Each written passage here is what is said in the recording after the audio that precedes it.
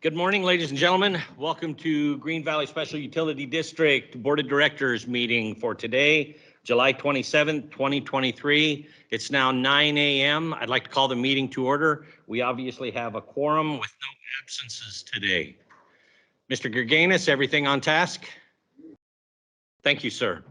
Directors, I was instructed by Mr. Gerganis to make sure that we speak into the mics and make sure that they're close. Just to make sure that we can be heard and recorded.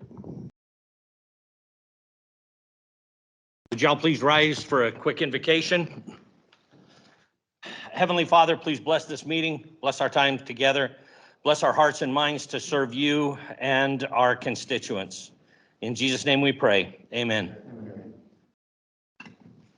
I pledge allegiance to the flag of the United States of America and to the republic for which it stands, one nation, under God, indivisible, with liberty and justice for all.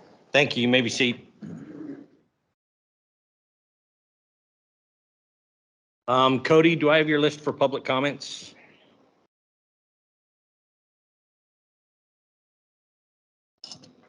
Let's go right into item C. GVSUD welcomes public participation. If you are unable to attend the meeting, a written comment can be emailed or delivered to GVSUD's Public Information Officer with your name and the topic or agenda item that you wish to address, or it can be delivered to the district's office. Written comments must be submitted and received no later than 3 p.m. on July 26th. Please remember that public comment is limited to 3 minutes per person. Time may not be ceded or shared to another citizen. Our first person for public comment is Ms. Sherry McDaniel. Sherry? No, you signed to speak. No worries, Sherry. Great to see you. Glad you're here. Mr. Rose?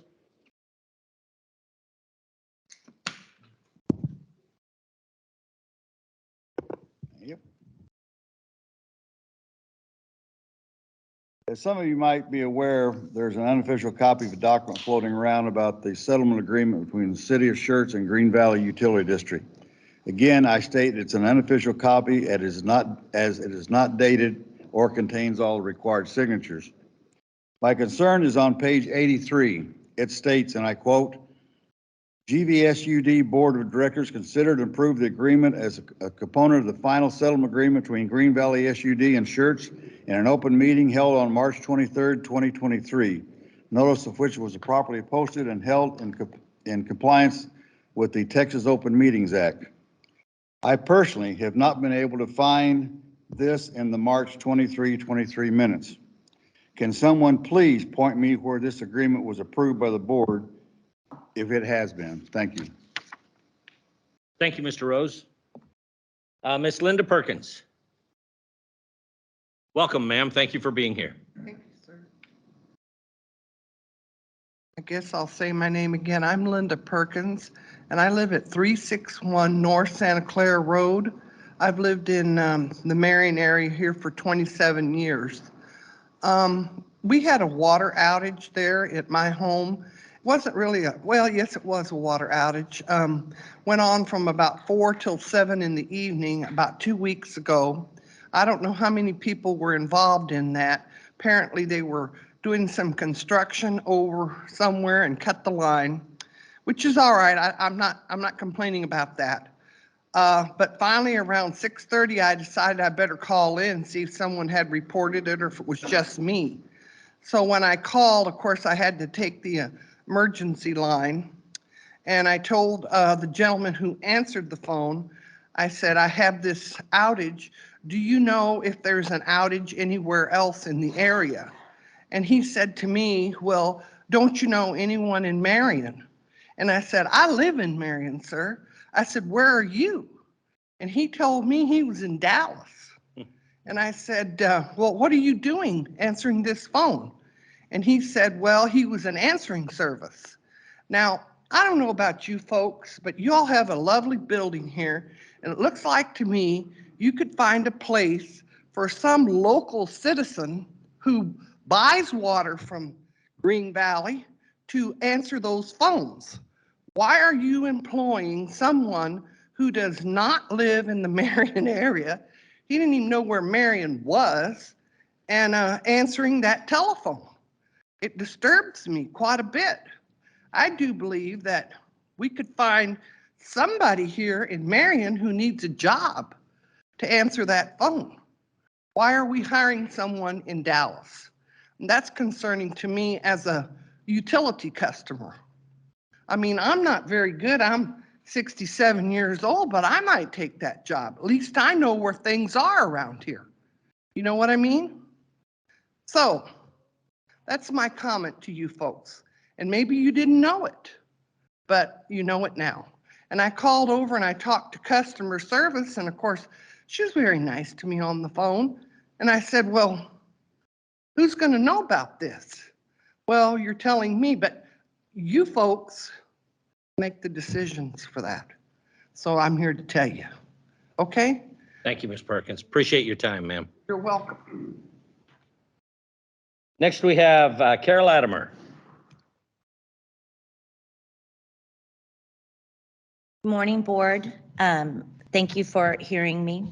Yesterday afternoon, we had a meeting in 213 Coy Lane to speak with a few people that were concerned about the rate increase, and also to speak to them about the debt and the large amount of debt payments that GVSUD has coming up over the next 50 years. And the increase in debt that appears to be within your budget slated for 2025. So we spoke about that. People had different solutions, and I said one of the primary things that we can do, let y'all know as elected officials, is be very specific with what we want you to do. So I have 10 letters signed by 10 voters, including myself and my husband, that ask you to respect your stakeholders when they ask you to please provide the oversight necessary to cut the spending in this budget, and to stop acquiring debt, especially debt as large as you did. There was $51 million to $117 million in debt in 1 year. That is from your audit. And what we would like you to do is cut the spending.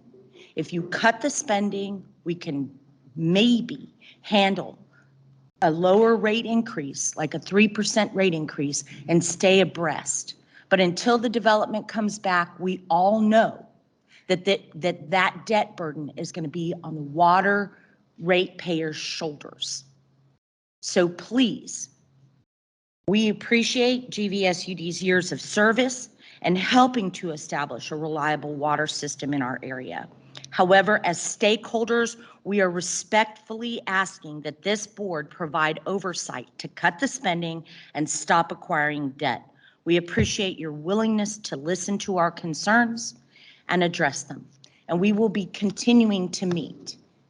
We have zero expectation except that you will cut the spending and not acquire debt. Who would I hand these to? Please hand it to the secretary. Thank you very much. Thank you, Ms. Latimer. Appreciate you being here. Those are all of the people we have on the list, unless there was somebody that was missed. We don't want to miss anybody. Thank you for everybody that spoke. Appreciate your time. We're going to change things up a little bit on the agenda. Cooper, yes. I'm sorry to interrupt you. I do want to note that Miss Teresa Downey had emailed the board. She didn't specifically ask that the letter be. Do you have a copy of the letter? It's just an email that was sent out. She didn't specifically ask, but I just want to make note that. If someone's got a copy of it and she wants it read into the record, please feel free. Sure, I'll read it. Thank you, John. All right, so dear GVSUD board, we have heard for many months now about the proposals for vast amounts of spending and the plan to fund this through rate increases. Frankly, we hope these reports were exaggerated or that y'all would see reason. We have had the privilege of voting for a number of you to become members of this board, and we trusted you to do right by your constituents. We recognize that you have an important job to do and that certain upgrades were long overdue. However, the scope of these rate increases and the enormity of the upgrades are far beyond what we would reasonably expect. Obviously, rate increases over the years will only build upon each other, and we are concerned about what the cumulative effect of those increases will be over the years.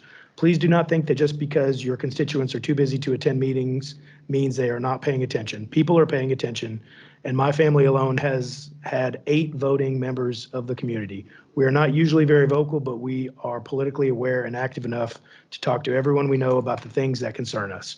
We are looking forward to seeing common sense reign and the reconsideration of the burden that you were looking to put upon each of us with the proposed rate increases. Surely half the amount would be fair. Sincerely, the Downey family. Thank you. Mr. Sherman, may I ask, when did we receive that letter? Came through yesterday evening, last night. I saw it this morning. It was outside of the parameters of public comments for the agenda? Yes, sir. Okay, just wanted to make sure, make that aware. Thank you for going ahead and reading that into record. All right, now to change things up, we're going to move directly to item F. Consider approval of the proposed water and wastewater rate increase for fiscal year 2024 as provided in the new Gen Strategy Solutions Rate Analysis, taken action as necessary. We have, Mr. Cooper? yes. We have a slight delay. Chris is coming out of a meeting, headed to his office, which should be probably 5 or 10 more minutes, I'm thinking. Okay, do we Could want to we- move on? Yes. could Item G? Give us another 10 or 15 minutes, please. Okay, we're going to change it up again. We're going to move on to item G. Hear report from Texas Solutions Group and take action as necessary. We've got Mr. Heckler and Mr. Scott here with us today. We appreciate their presence. Good morning. We are pleased to be here in front of the chairman and distinguished members of the board today. I want to give you a little bit of an end of legislative session report. The session, as you know, adjourned on May 30th, I believe. And since then, we've also had 2 special sessions on property taxes, which has finally been finalized. And we expect to probably have a couple more special sessions later on this fall to take up school vouchers along with other issues as a result of the governor's veto of certain bills. But be that as may, there were over 8,000 bills filed this past session, which was a historic number. Normally you see about 5,000 to 6,000 bills filed. And of those 8,000 bills, only about 15% passed, which is about 1,200 bills. Normally you see about 25% of bills passed. So it was a very difficult session to pass a bill.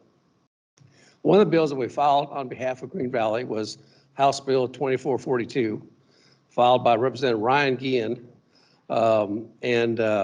This bill, you know, we had a problem with when cities want to take over a portion of a retail water utility service territory or file a CCN with the Public Utility Commission. You know, the previous statute in the section of the water code said that it was valueless and useless as far as the facilities that the utility would get reimbursed for. Well, the PUC had interpreted that to be 0. So anytime you go before the PUC, you know, the utility was not getting reimbursed for anything.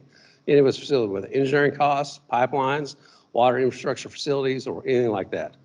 So we changed the law to say that the retail water utility can now get adequate and just compensation. Okay? So that changes the level playing field on behalf of the retail water utilities if a city wants to take over a portion of their service territory. Okay? Which is huge. Also, if we don't like the outcome of what the PUC decides as far as that compensation, then we can appeal it to the full commission, the 3 members of the PUC commission, the 3 commissioners, and let them have a hearing and then make a final decision if we aren't happy with the results. Okay? So it was good. That bill, House Bill 2442, and by the way, we had it passed out of the House. We had Senator Pete Flores from San Antonio pick up that bill in the Senate. So we passed it out, and it goes in effect on September 1st. Now, I will tell you that we were sweating bullets a little bit. We've been working the governor's office hard to sign that bill. But as you know, the property tax issue did not pass during the regular session. And so the first special session of called by the governor was to deal with property taxes. And the House and Senate could not agree on the proper approach to, getting, property tax, refunds to homeowners. And so as a threat to get the House and Senate to agree, the governor started vetoing bills left and right. And our bill was one of the last bills signed on the last day the governor could sign bills. So we finally got our bill in law. Now, there's still more work to be done on this particular bill dealing with, we didn't get everything we wanted, but we got pretty close. There's still some other things where if there's a transfer of property or it involves into a court proceeding by either party, then you know what, we want to make sure we get that just and adequate compensation as well for any type of transfers of property or any type of court type hearings.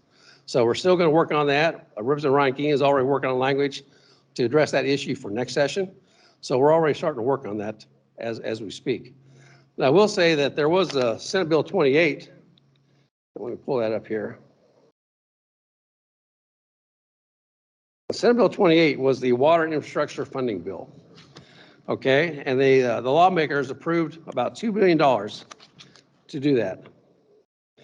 $1 billion of the $33 billion of state surplus money during this budget cycle will go towards water supply and water infrastructure projects. And the voters have to approve that this fall. They created new funds called the New Water Supply for Texas Fund and the Texas Water Fund that will be administered by the Texas Water Development Board that specify how to allocate, these dollars. The legislature also allocated $125 million to match federal water infrastructure money, meaning Texas agencies will be able to unlock more than $750 million from the Federal Infrastructure Investment and Jobs Act. The money will be used for a host of projects such as replacing lead water pipes and removing water contamination from drinking water systems. Another roughly $1 billion will go towards flood prevention. Lawmakers allocated $550 million of the surplus for the Coastal Barrier Project and the Ike Dike, which is a huge gate system proposed for the mouth of Galveston Bay to protect the Houston area from flooding. We wanted $3 billion for water infrastructure. The House wanted $3 billion. The Senate wanted $1 billion as far as the infrastructure projects. And they ultimately agreed on the Senate's version, which was only $1 billion, which was unfortunate because we wanted to go for at least $3 billion. But if we have another surplus or we have continued to have hot weather with the drought, then I think they'll readdress this issue again next session. Now, there are also some other bills that I'll let my partner speak about. Yeah, good morning. Yeah, this was a red letter session for Green Valley, just to underscore how wonderful it was. In an environment where trying to pass a bill, like even urging Texans to have a nice day, was a challenge. And so this was really monumental. And not only is the decertification no longer automatic in municipal decertifications, the actual decertification process itself can be evaluated by the PUC and appealed, not just the compensation. So this is a monumental shift in municipal decertification policy. And so we are very, very excited about this. And I tell you, you can't get any better than Representative Ryan Keene. I mean, what a workhorse. I mean, he's already working on the version 2 of this. And we're not meeting for another year and a half. So, and tighten it up a little bit more. So anyway, we also, water infrastructure funding was, it was a real missed opportunity in our view. We were lobbying up until like $6 billion. I mean, when are we ever going to have another, surplus like we had? And, Blanco's running out of water. I mean, there's a lot of communities are just really facing some grim water issues.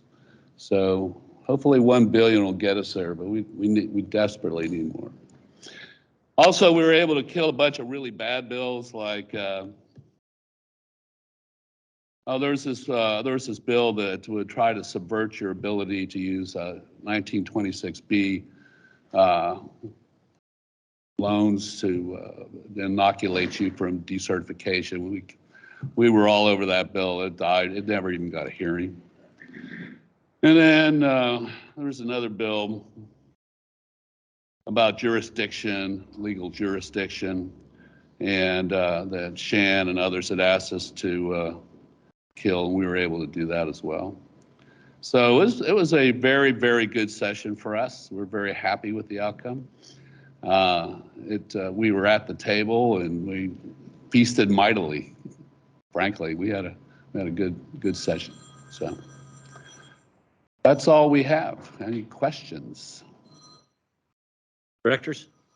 On the House Bill 2442, I was trying to take notes. Maybe I had a thought and missed how you explained it, but what is the next phase of what you would be proposing to support on phase 2 of 2442? Okay. The next phase is anytime a city wants to take over a rural water utilities portion of their service territory, there may be assets involved, whether it's a water treatment plant or other type of facilities that may be involved in the transfer. And we want to make sure that if there is any type of transfer of ownership from the retail water utility to the city, then we get adequate and just compensation for that as well. Okay, and that's what we're going to be working on next time around.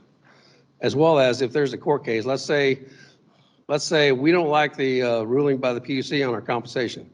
We want to go to court. Well, we want to make sure that the court views that as well as just an adequate compensation. Okay, so that I think will prevent a lot of court cases if we can put that language in the statute. Because then, if we can clarify that, then I think there's going to be a lot more clarity for the retail water utilities to get adequate compensation and also prevent a lot of court cases. So it's a twofold process. I know we have our budgeting phase coming up, so make sure we get a good report of what work you would propose to do on the next year, fiscal year, so that we can look at how much we're budgeting for your efforts. Yes, sir. My question real quick, when it comes to the water infrastructure bills, how are we looking as far as getting that money allocated to our area as well? I know Pat and staff's going to be applying for those, but just from y'all's opinion, are we looking pretty good as far as, seeing some of that money come our way too? Yeah, we just have to identify projects and go after it. We're in a really good spot. We're good with the Water Development Board. Basically, what they did with this money is you have all these programs at the Water Development Board right now, like SWIFT funding and other things. So they're just taking a boatload of money, just throwing it all on top of it. So there's going to be a lot more to go around. For example, the Rural Funding Water division over there had a budget of 0 until this session. It had been around for a couple of years, right? And so that's going to get completely funded. So once we identify the projects, then we can go over on your behalf and help shepherd any kind of application with our contacts over at the Water Development. Okay.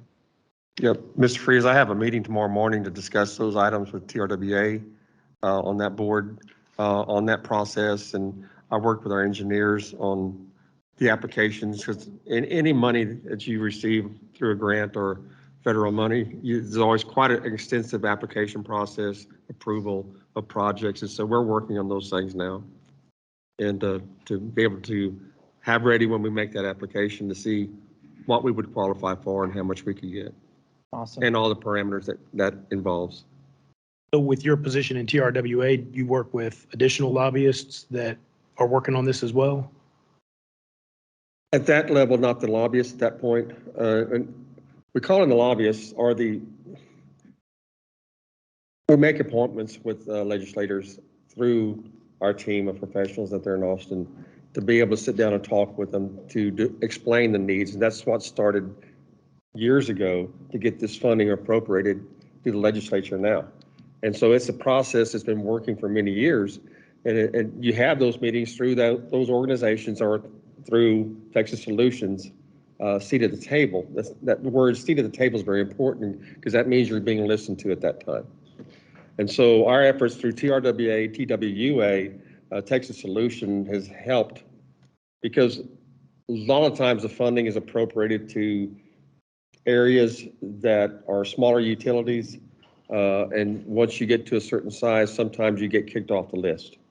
Well, those mid-size utilities like we are need that help as well. And so for our efforts for many years has been to include entities like Green Valley or our neighbors to the south and east of us. So it's quite an effort, but we've been working on projects for months now to be able to get ready for the application process for this funding. So even though I work on those efforts with TRWA and TWA, Green Valley does its own work on that to be prepared. I will say that because this is a constitutional change to the Texas Constitution, voters have to approve these fundings going forward this fall in a November election. Once they do that, you'll see the funding start being released early next year.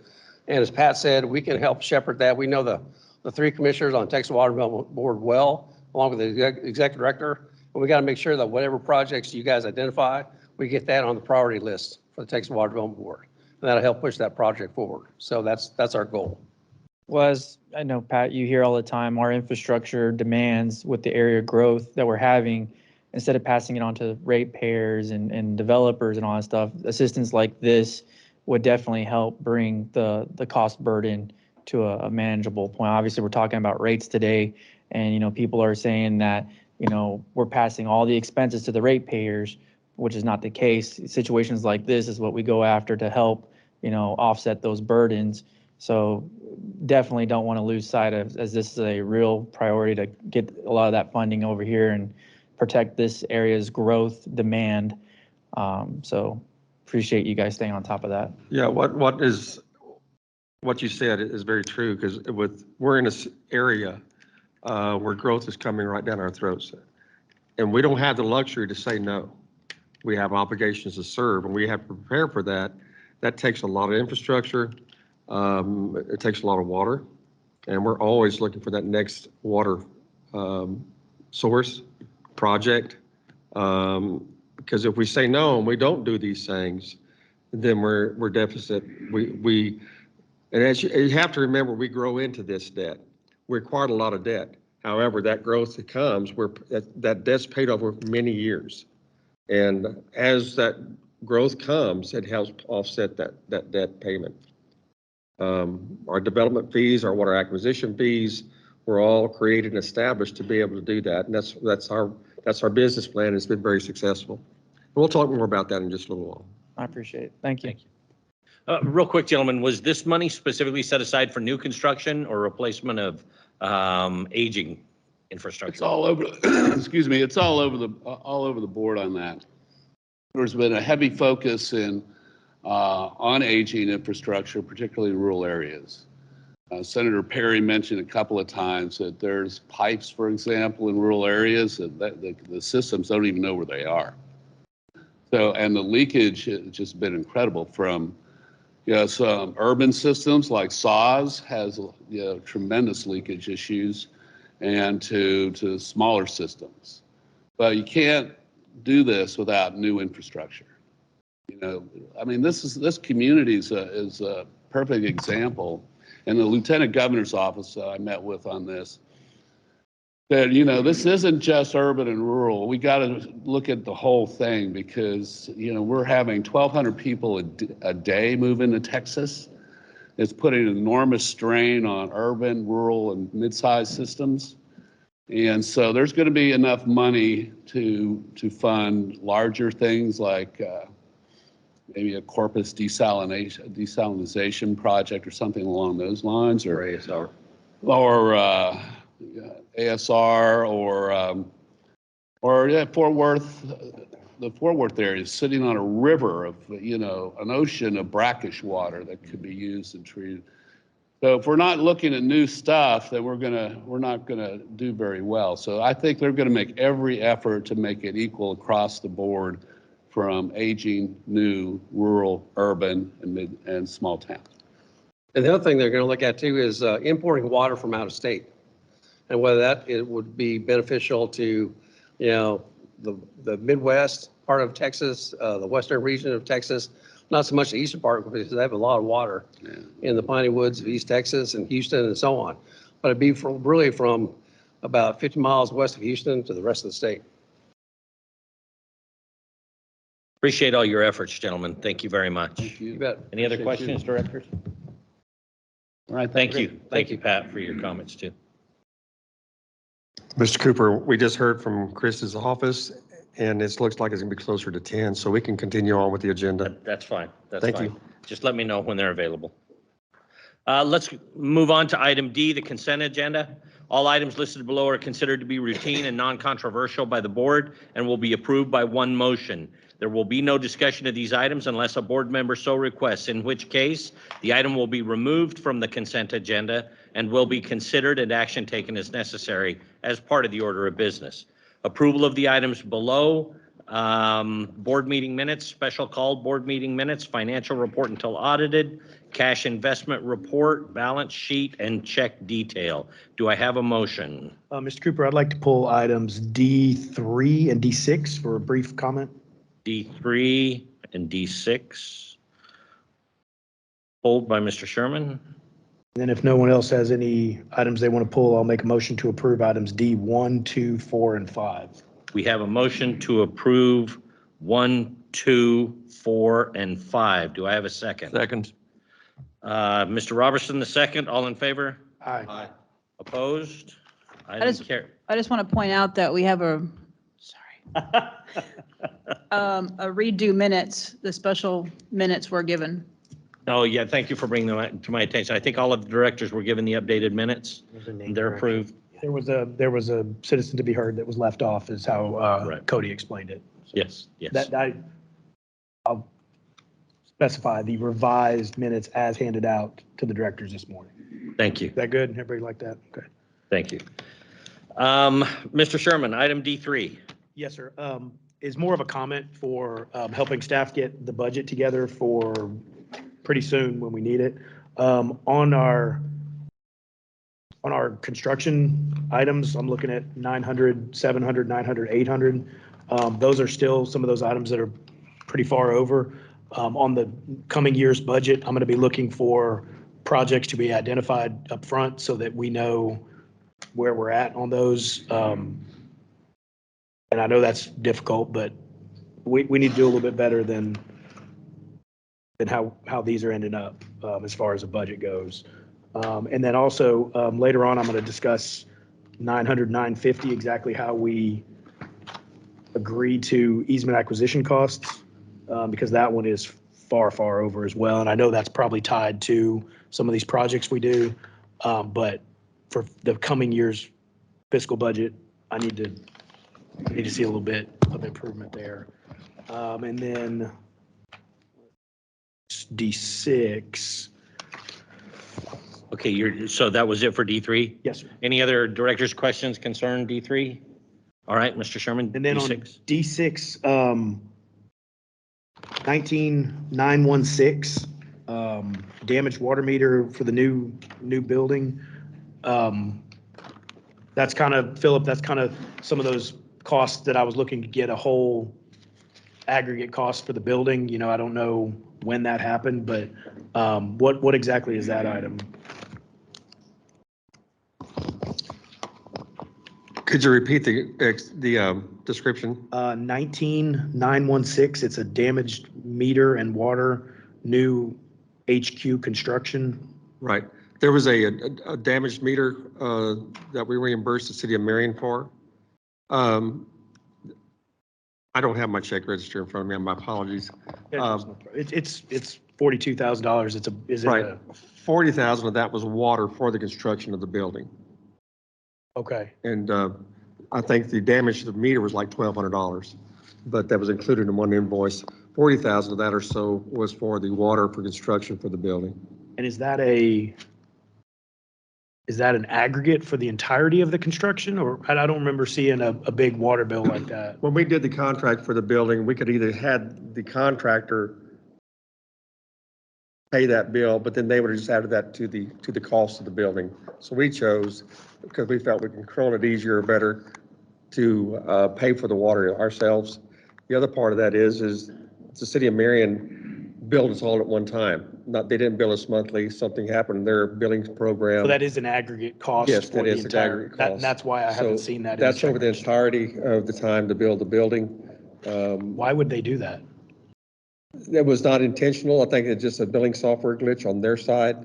We didn't get our monthly bill from them, so it looked like a considerable amount over, what is it, 18 months or so. So we got a bill at one time. And that makes sense. It just, Yes. I don't know why they would do that. And then the last item, I've been getting a lot of comments about AT&T Mobility, phones and iPad costs. That's something I'm going to be looking for some specific attention during next budget year. So that's all the comments I had on that, Mr. Cooper. Thank you, sir. Thank you, Mr. Sherman. Directors, anybody else? I want to bring, sorry, go Ready ahead. for motion or not yet? No, hold on just a second. Mr. King brought up a question on item 19855, and he received clarity on that item. Mr. King, would you like to explain that one? Yeah, well, I saw that we bought a truck for $109,000, and that alerted me a little bit, but it's 2 trucks actually, so that's exactly what we approved. Appreciate that clarification. I'll accept a motion to approve items D3 and D6. Mr. Cooper, do you have a list? Does anybody have a sign up to speak on these? Oh, good. Mr. Sherman, I apologize. Mr. Rose asked to speak on item D6. Mr. Rose, I apologize, sir. I even highlighted it so I wouldn't forget you, and I still forgot you. I turned it on. I'm sorry. Before I read my comments, I hope somebody is keeping track of what this actual building cost. If you look at the check register today, every check register for the last 3 months, adding barrels, adding this, adding that, adding shredders. Now we've added $40,000 for a water bill to build this building. What is the real true cost on this thing? Because it didn't all get budgeted. We're paying for a lot of stuff out of the current budget right now. Just, it's aggravating. I really don't know what this building really has cost us. I'm confused as I look at oh, I'm sorry. In case you guys haven't turned around, you can't see it on the back screen. That's the most people we've ever had live streaming into the meeting. Thank you, board, for getting us live streaming going. I'm confused as I look at the monthly check registers and see the checks for the AT&T Mobility for cell phones and iPads. For the last 8 months, those checks run from $38.57 to $5,001 a month. But when I look at the latest cell phone iPad inventory I received this month, I find things like this. 69 total active cell phones, 39 assigned to staff, 1 to customer service, 4 to Green Valley, who knows what that's used for, 22 assigned to Green Valley SUD, who knows what those are used for. 3 are open, I assume that means they're not in use. 2 are hotspot air cards, they're not counted as air phones, but we are paying charges for them monthly. Monthly charges per the cell phone run from $54.06 a piece to $284.06 a piece. That is from the list you sent me with the inventory asking for what the cost of those phones were. My last count from March of 2023 staff list shows me we only had 51 positions. It may be a little bit more than that, but if we've only got 51 positions, how do we have 69 cell phones? I'm not sure what the 26 phones that are listed as Green Valley and Green Valley SUD are used for. It'd be nice to know. They're not assigned to anybody. I'm not sure how long we've been paying for the 3 open cell phones, but the bill for those 3 is $208 for those 3 phones a month, and they're not even being used. The inventory list has charges on it saying that we're paying for those cell phones $6,419.43. That doesn't make sense to me when the checks are never more than $5,000 paying out monthly. So why does the AT&T list showing the monthly cost total up to $6419.43? I'm not sure why we've got that problem. There is no cell phone policy on what positions need them, how they can be used, such as personal use, etc. On the current list, given the board on the policies Green Valley has. Isn't it about time this policy was created? I don't know of any major organization that doesn't have a cell phone policy and how they'll be used. There could be some valid reasons for the items I've addressed here, but I look forward to the board's response to them. Thank you. Thank you, Mr. Rose.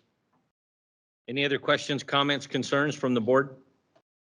David, I believe we talked about this earlier. If you can just have a report, and I'll put this on future comment or future meeting line item to be addressed, so we can have a presentation on the following board meeting on this particular issue. Thank you. Mr. Freeze, I'll get with my staff and we'll have put something together for you. Sorry, I should be talking to you, yes. All right. But I know he deals with that department. I don't want to blindside him to that, hey, it's coming your way, so. But yes, thank you, Pat. And we'll also talk about that in our finance committee. I think we have a scheduled meeting coming up on the 8th, I believe. And with our first preliminary budget, we'll also talk about that with them as well. Awesome, thank you. Do you know offhand what the 3 phones that are $200 each, are they sat phones or something? Not sitting here today, there's an explanation for that. Some of the phones are on a plan where there's more than one phone underneath that $208 charge, but it's added, it's earmarked for that particular phone, but it's probably charges for some other phones, but comes in the bill under that one phone number, but it's for these other phones as well. And I know that sounds crazy, but we'll explain that to you all in our meeting. Because sometimes we look at the minutes and one phone has all the minutes, but it's also used by 6 other employees, but it's the one charge. Do we seriously still pay minutes in 2023? No, it's a shared plan as far as data goes. Right. So Oh, I data. think he means data, not Data, minutes. not minutes. Yeah. Okay. Yeah, that's I was about- what I meant. But. That's why we have Yeah, data. we'll talk about it. Thanks. But we'll have a report. We'll give you some more background information on that. I'll make a motion to approve items D, 3, and 6. We have a motion. Do I have a second? I'll go ahead and second. Mr. Robertson, second. All in favor? Aye. Aye. Opposed? Motion carries. Thank you, board. And thank you, staff, for putting all of this information together. I know it's not easy. Nothing yet, Mr. Allen? Said around 10 o'clock. Round 10, sorry. Gotcha. Move on to item E, Green Valley SUD General Manager, staff, engineers, and board committee chairs. There will be no discussion of these items unless a board member so requests it as part of the order of business. Review the following memos, reports, and updates and take action as necessary. Item 1, Business and Operations General Manager updates. The first item is grand opening, which moves on to fleet update and discuss lead service line inventory and replacement. Mr. Allen, Mr. Rose has asked to speak. Mr. Rose, can I ask you to address both items 1 and 2?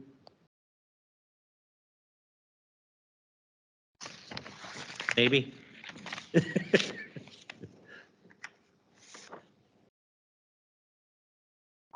Good thing I'm semi-organized here. Grand opening. In the memo from the Facilities Committee meeting, it was stated they have reviewed the invitee list and have added a few names for the grand opening.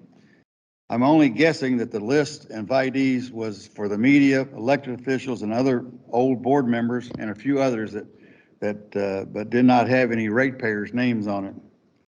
After looking at the list of methods for making the public aware of the grand opening, it mentioned making it public on Facebook, Instagram, Green Valley SUD's website, as well as a flyer. I hope that flyer is going to be in the August ratepayers' bills, as the other methods reach maybe 400 ratepayers. Let's put it out there so ratepayers know when to come and look at this brand new, beautiful building. Thank you. Fleet update.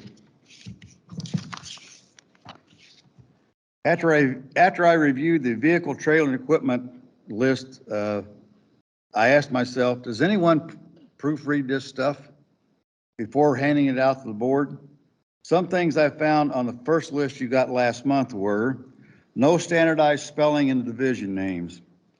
Most had no purchase dates for those vehicles. Isn't that important to know when you purchased the vehicle? Or every one of your vehicles brand new? But I'd still think the purchase date would be important. No standardized descriptions. I found things like Chevy crew cab, Nissan truck, GMC truck. Wouldn't the list be more helpful if it had a model column and one for the make, and it identified if it was a half-ton, three-quarter ton, dump truck, whatever? You know, what in the heck is a Chevy crew cab? Is it a half-ton? Who knows? Not by that list, you don't know. I couldn't find an as-of date on the list. Maybe it was there, but how do you know if you have the most current list if the listing doesn't have an as-of date on it? The notes section was a mess. For one example, it had Unit 16 was a brand-new 2022 vehicle with a note on it saying it was parked and considered surplus. But this month, someone asked for an updated list. And the new updated list, I found this. The purchase date's now been completely removed from your list. You have no idea when these vehicles were purchased. Notes have been removed. That was good because they were a mess. Descriptions are still one column, and those items still have things like a GMC truck, which doesn't tell me much about what it is. That's all. Thank you. Thank you, Mr. Rose. Mr. Allen, move on to item 1, the grand opening. Yeah, we had a committee meeting, facility committee meeting, and I believe we have chosen September 15th from 3 to 6 p.m. And we're making preparations for that as we speak. The invitees, the flyers, and everything Mr. Rose just described. So those are in the works at this point. And we, committee made, after discussion, chose to bring that date to the board for approval, I guess officiate it. And that is a Friday, I believe. President, I have a comment or suggestion Mr. Robertson? About getting the word out about a grand opening. I would suggest to TRPR submit a copy to the Northeast Herald. I'm sure they would be glad to put it in their publication, and that reaches a whole bunch of people in this part of the county. Thank you, Mr. Robertson. Please. Mr. Allen, would it be extremely difficult to add the flyer to the bills? No, we just have to get it prepared and have it and get it prepared and have it in a timely manner so it gets added to the bills. If the rest of the board, I don't think we have to vote on it, but if the rest of the board is cool with that, can we put it in there? That would alleviate, I mean, right off the bat, at least we know all of our ratepayers got at least it. And still do the social media stuff, obviously, but. Yeah. Sorry, so- do we vote on the date now or when I do the facility committee update? When do you want to do that? We can just do it now. Take action as necessary. Yeah, we'll take a motion. I make a motion to have the grand opening for the new facility on September 15th from 3 to 6 p.m. I'll Yep. second. We have a motion and a second. All in favor? Aye. Opposed? Motion carries. Thank you. Mr. Allen, on to the fleet update. Yeah, what you have today is not a complete list of everything, but a list that Mr. Sherman requested to show the extra vehicles, who they're assigned to, what department, availability for on-call, and which ones are taken home. Like Mr. Rose said, this is not a complete list of everything, all details, but I narrowed it down just for those specific categories so we wouldn't have such a huge list to go over. So as you see there, the division is water or wastewater. Executive would be my executive staff, and then the departments there. Now, one thing you may see is some of these vehicles are used both water and wastewater, or depending on what is going on with the district, what it needs to be responded to, depends on what we use to make that happen.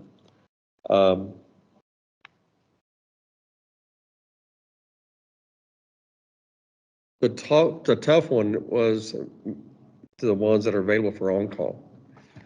When the district has issues or we have to respond to either leaks or customer service, or whether it be during the day or night, depending, any vehicle that we have can be used for on-call. They belong to the district. There's not anyone said we can't use that one, we can't use this one. We have to respond, we take appropriate action, manage that through our operations, and have the vehicles or equipment we need to respond to. So that's why you see the list for on-call, so many different vehicles, because any one of them at any given time may have to be utilized. If one's in the shop, we use another one. If two in the shop, we use another one. I think we have 3 in the shop right now. So we maneuver that in different vehicles to make sure we respond. So Pat, you and I both know we talked a lot about fleet, and I thank Nick for covering down last meeting. I was absent. I was trying to. You did good. Channel You my did inner good. John Frias. So obviously fleet is, near and dear to my heart. So obviously when it comes up to this new budget, I still want to see a program that articulates the metrics that we use as to what new vehicles are on track to be recycled out, or what new, you know what I'm getting at. Yes, It's sir. just, that's so important that we have that information. And we continue working toward that new program. I don't have an update for you this morning when we'll go live with that. The new software we purchased is coming in segments, the customer billing, the customer service side, the accounting side, the inventory side, and then the vehicles. And so as soon as we can get that up and running, we'll have a new report. And like I said, we'll show you what we're tracking and how we're tracking that. I think it's a very great tool for us. Yeah, I just want to make sure that the parameters are appropriate for the lifespan of a vehicle. You don't want to go, too shallow and overspend on vehicles, or too long, and then we pay more on maintenance, kind of find the happy medium. But at least we identify that, so when we are presented the budget for, vehicles, we have an articulated metric system to go off of that's comfortable with everybody. But I know you're working towards it, so just keep on, and I know it's going to come up fast, so we don't have that much more time. I'd also like to report that this time of year, as hot and dry it is, our crews are much more active. There have been many all-nighters in the last 3 months. And so there are times when we're out on a leak at 2 or 3 o'clock in the morning. I allow that crew to take their vehicles home because they may get called out again, but they're also back at work at 8 o'clock the next morning, or 7:30 actually. And so what that does is spreads the workload around more than 1, 2, or initially 2 people are on call 24/7, 7 days a week. Their crew chiefs are their backup, and then the supervisor are their backups. And so depending on what's going on, what's happening in the system or the load of the system, we manage on a daily or nightly basis what we have to react to. And that's both water and sewer. And so there's going to be times where that truck that's allowed for on-call may be taken home by a crew chief because of need to respond or to help support his crews out in the field. It's not done every night, but it is occasionally does happen. And we'll track that as well. And our new software will help us manage that a little better. And the reason I ask for this is, obviously budgeting, the more they get driven, the faster they wear out, the more we need to cycle them out, the more the fuel is. Our fuel is one of the items that it's not the biggest ticket item on our budget, but we're running over. I believe that was on the list that we had to make an amendment last month. Right. So I want to focus in on, we absolutely have to have vehicles that are working, capable of getting to where a leak is, off-road, mud, all that stuff. What we need to focus on, and you need to focus on, is the people that take them home need to have a reason to take them home. And the people that take them home need to be available for on-call. Because on this list, we've got, I don't know, I'm not going to count them, a handful that are not available for on-call, according to this document. We just said all vehicles are available for on-call. So I want to talk about it so that we get a unified answer about what we're doing with the vehicles. And I've got a mind on the budget. I want to tighten up as much as we can, or at least not expand our budget in the future years, even if we have an extra vehicle or two. So I agree with the comment. I actually had the comment written down on the sheet about making a unified description of what the vehicle is. So that was a comment I agree with. But also, we've got one that's still listed as to be sold. Have we surplused this? Yes, we have. And we've got the new ones in now that I think just came in. I didn't want to sell them, actually get rid of them until we had 2 replacements. And now that we've received those this month, I believe, and they're off and running. So now we'll go ahead and advertise those others for sale. We have requirements we have to follow to be able to get rid of the Board's already surplus. taken the action we need to Yes, surplus the board's that. taking all the action they need, and I'll get rid of those. And then do you have a ballpark guess at when the new software will be in to where we can, I don't want to see this every month, but I don't want to forget about it either. And I know we've got budgeting coming up, so Yeah. we'll talk about it during budgeting time, but Right. do you have a guess at when we might have that software active? No, I don't. I wish I did. And if Um, that's the answer, that's the answer, but don't forget about it. Okay. I'm not going to forget about it, but just let me say, the software, like I said, it comes in segments. And in fact, we're training on the accounting side for the last 10 days. Pam is kind of the leader of the key of all the training. And for the last month, even during our move, we were in training at different times. And so we haven't even got into the inventory or the vehicle segment of it that's coming.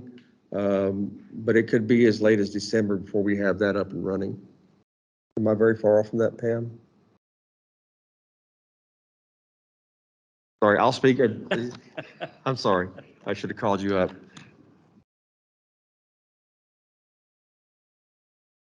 Okay, inventory and things like the asset management part of it, which includes our vehicles, will take us a little bit longer to get up and running because we are starting from fresh, since we technically did not, we have a program, we're using spreadsheets, but we didn't have it into a computer software program that they could pull data from. So we are hand entering all of this information. So some of the vehicle information is basically starting fresh. We do have history on the vehicle. I don't want it to sound like we don't have history, but it's kept in a spreadsheet, and there's really not a particular way to actually, without having invoices and different things to put into the system, to add that old information to it. So that will still be kind of on spreadsheets, but as we put information in and we get invoicing for fuel and work orders for guys going on jobs, we'll be able to put all of that towards our asset management program, including vehicles. So hopefully by December, we will have something that we can print out for you to show you what we've been tracking, how it tracks. It just won't have some of the previous history on some of the vehicles, but all new vehicles will be in that program to where they will have fresh history and start. And the things we track now is mileage, oil changes. In fact, we have most of our oil change service there in Cibolo, there off 1103. Yes, Grease Monkey there. Grease They Monkey, worked out a deal they with do an us. excellent job over there. In fact, most employees have their personal stuff done. But we check mileage, we check invoices on repairs, the life of the vehicle. We look at those things. We try to get everything we can out of them. But it's always a challenge. In our safety meetings, Gabe also discussed his driving habits. You know, this is not NASCAR. We're a public entity. We need to drive responsibly. We also watch our drivers out in the public and keep tabs on those guys to make sure they're not driving erratically or pushing the vehicle too hard. So when you talk about that point right there, have we had any vehicle violations as far as speeding, no seatbelts? No, sir. None that I'm aware of. Okay, so that's great. Have we had any accidents with our vehicles, with, residents or pedestrians? Not this year, but we had one last year. I can't remember what month it was. That was handled. So we're being- trending pretty Yes. good for as many miles we're putting on the road as a company.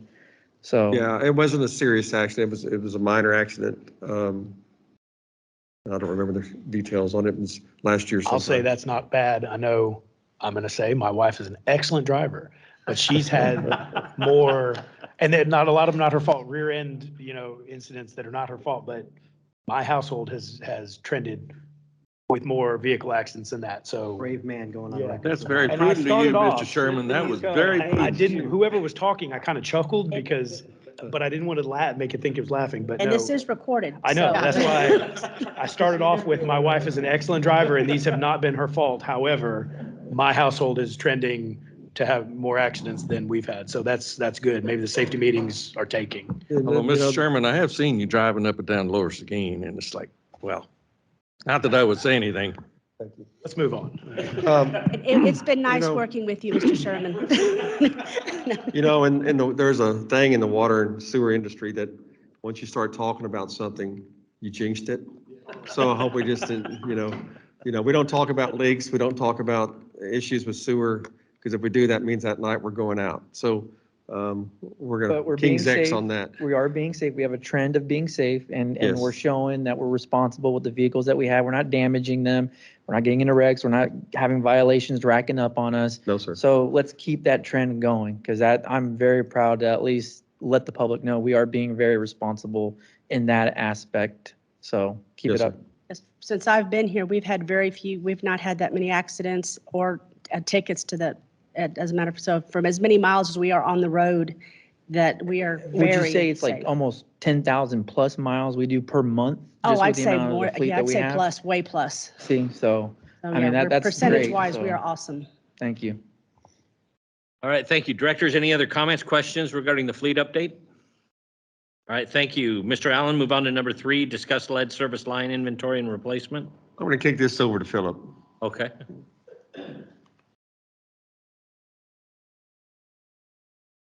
Good morning, Board. The reason why this item is pulled from the typical operations, this is a lead service line inventory and replacement was an initiative passed by the Biden and Harris administration in January of this year,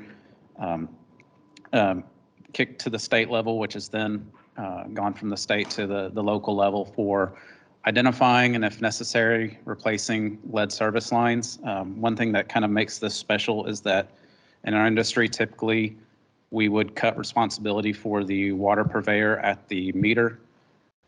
This action wants us to investigate the actual customer-owned service line as well.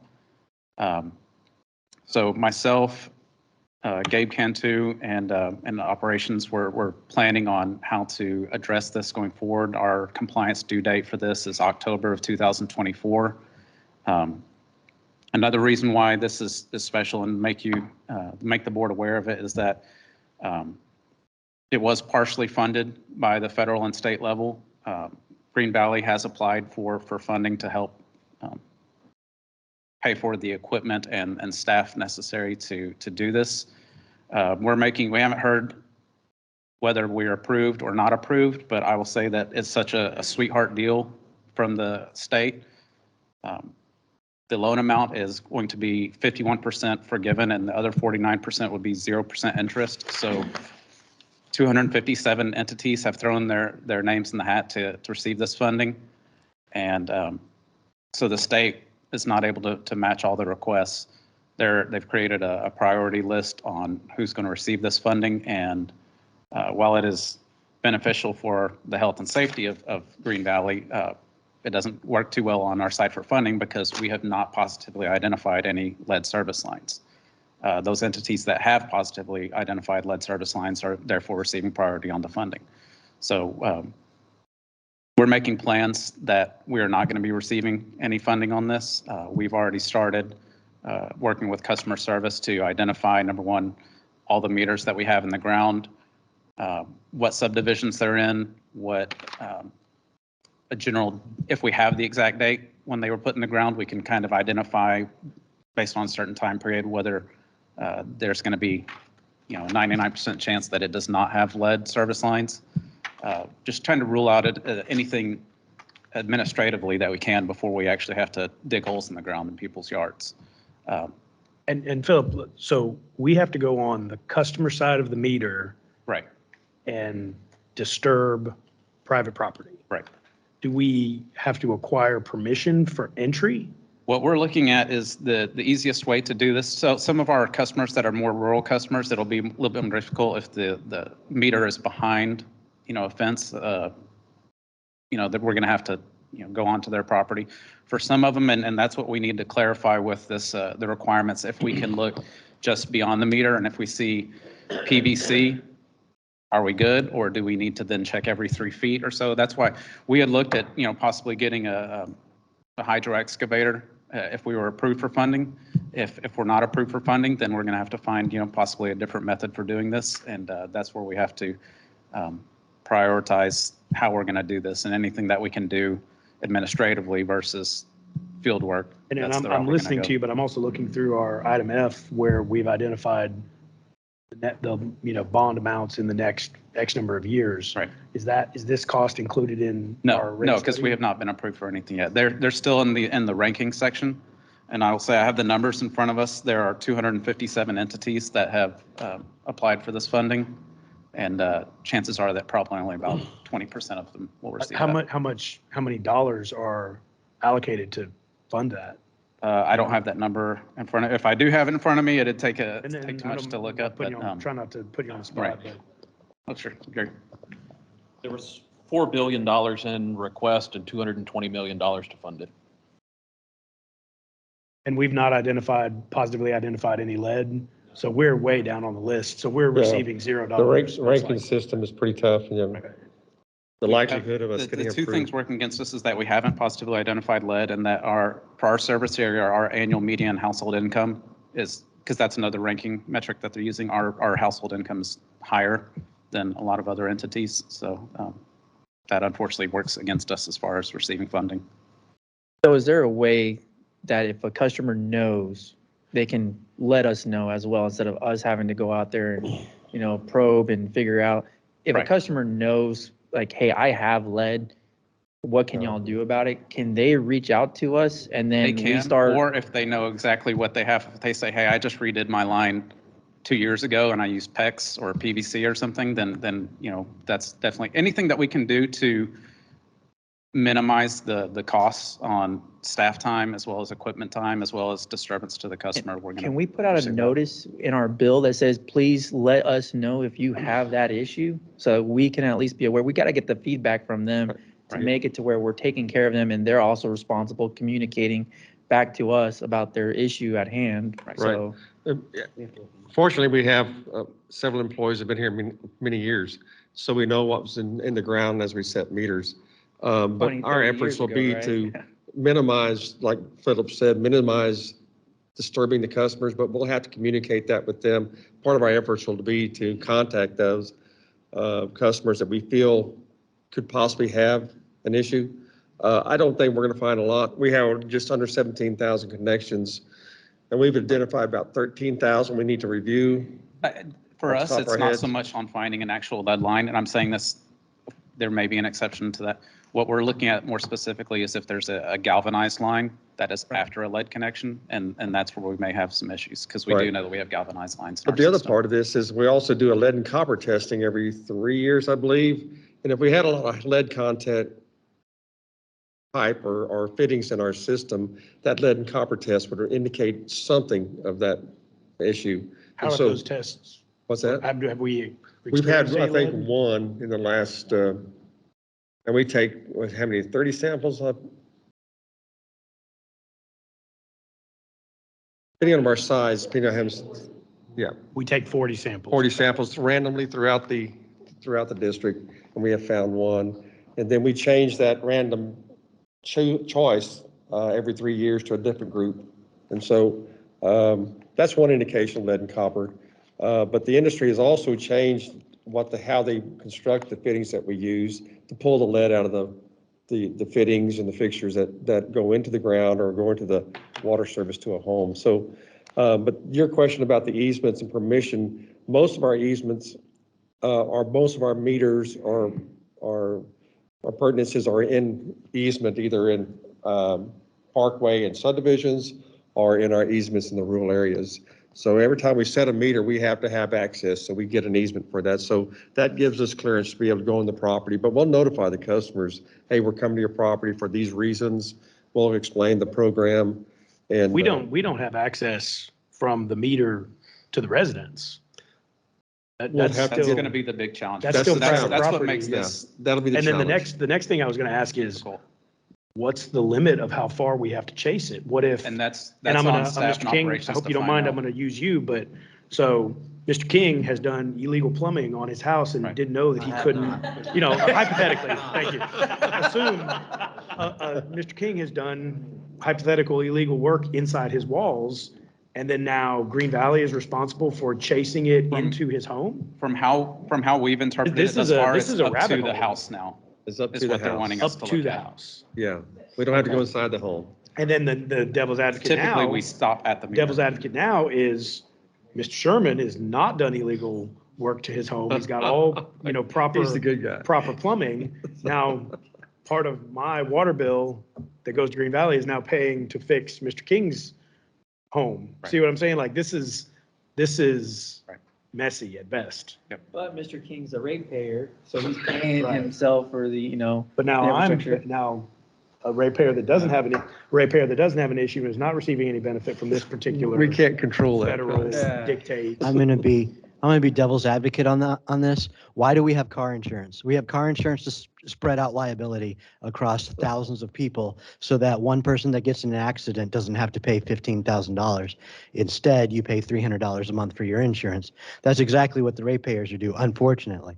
If somebody has lead going into their house, which can kill their children, I am fine paying the 3 cents on my bill that it's going to take to dig into the ground and find out. And it's good that we don't have this many pipes that were high up on this list. I would be more upset if we were like number 4 or 5 on this list because we have that many hits of lead.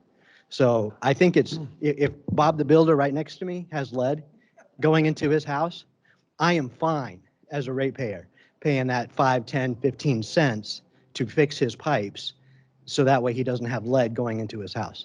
There's another layer of inspection that we do on our customer service inspections. As we go in and do our CSIs for new services, we do a lead test on the plumbing and the solder and stuff, and on the fixtures of the sinks, the commodes, the dishwashers and those types. So that's also another indication we saw something. Of course, many years ago, they passed laws that you can only use certain solder with no lead. And so we do that testing as well. So there's other variables that we do. And so as we go down our list, we'll try to identify the impact that this is going to have. And it takes a while because that's a lot of And Philip, connections to you'll look just at. continue working on this and bring it back to us when we this know is something that more? we have to have done by October of 2024. It was just we wanted to bring it to the board's attention since there was potential financing involved. However, due to the unlikely nature of us receiving financing, we're operations are gonna get it figured out. We're gonna do it. So likely this is just going to come out of our general funds. It'll be operating budget, yes. But we're thinking maybe max less than 500 homes. I mean, ballpark from what you're tracking now, or what are we thinking as far as the initial impact to us? So just off the bat, any home that's one of the newer homes in the subdivisions, we can rule out. Roll out those. Right, so But what we're as going to far as look at, older I don't have ones- the number, but what we're looking at is, your 1960s builds that, maybe, Yeah. and especially one that's changed hands a few times because the homeowner, if you buy a home and everything's working fine, why are you going to dig up your Right. service line to see what it is? So the homeowner may not even know what they have. Okay, so we're thinking 60s, 70s timeframe, but 80s Right. on. Should be fine. So pretty much a lot when it's rural. So the real home rural area, I wouldn't really think there's neighborhoods at that point. Maybe like 1 or 2, but okay, so less than 500 at least. So And like I said, having we're going to deal try with- and take care of as much of it administratively versus, Yeah, I would send out disturbing the notices, customer. let them, chime in and whatnot and go from there. So I live in that area, and the place we live in has been in there since the 60s, if not sooner. So can we just dig it up ourselves and look and then let you know without y'all coming out and having to dig it? we haven't got to that point yet to determine the methods that we're going to use. Okay. But yeah, if a customer wants to save us time and staff effort on that, Break then that we're not going to line. tell them no. That's Yeah. on you. My husband can If fix your it. husband has nothing to do Saturday, go ahead. My husband can fix the line. He's a jack of all trades. All right, thank you, Philip. Any other questions, concerns? All right, let's move on to our operations report, Miss Pam. Sorry, hello, didn't mean to wake you up back there.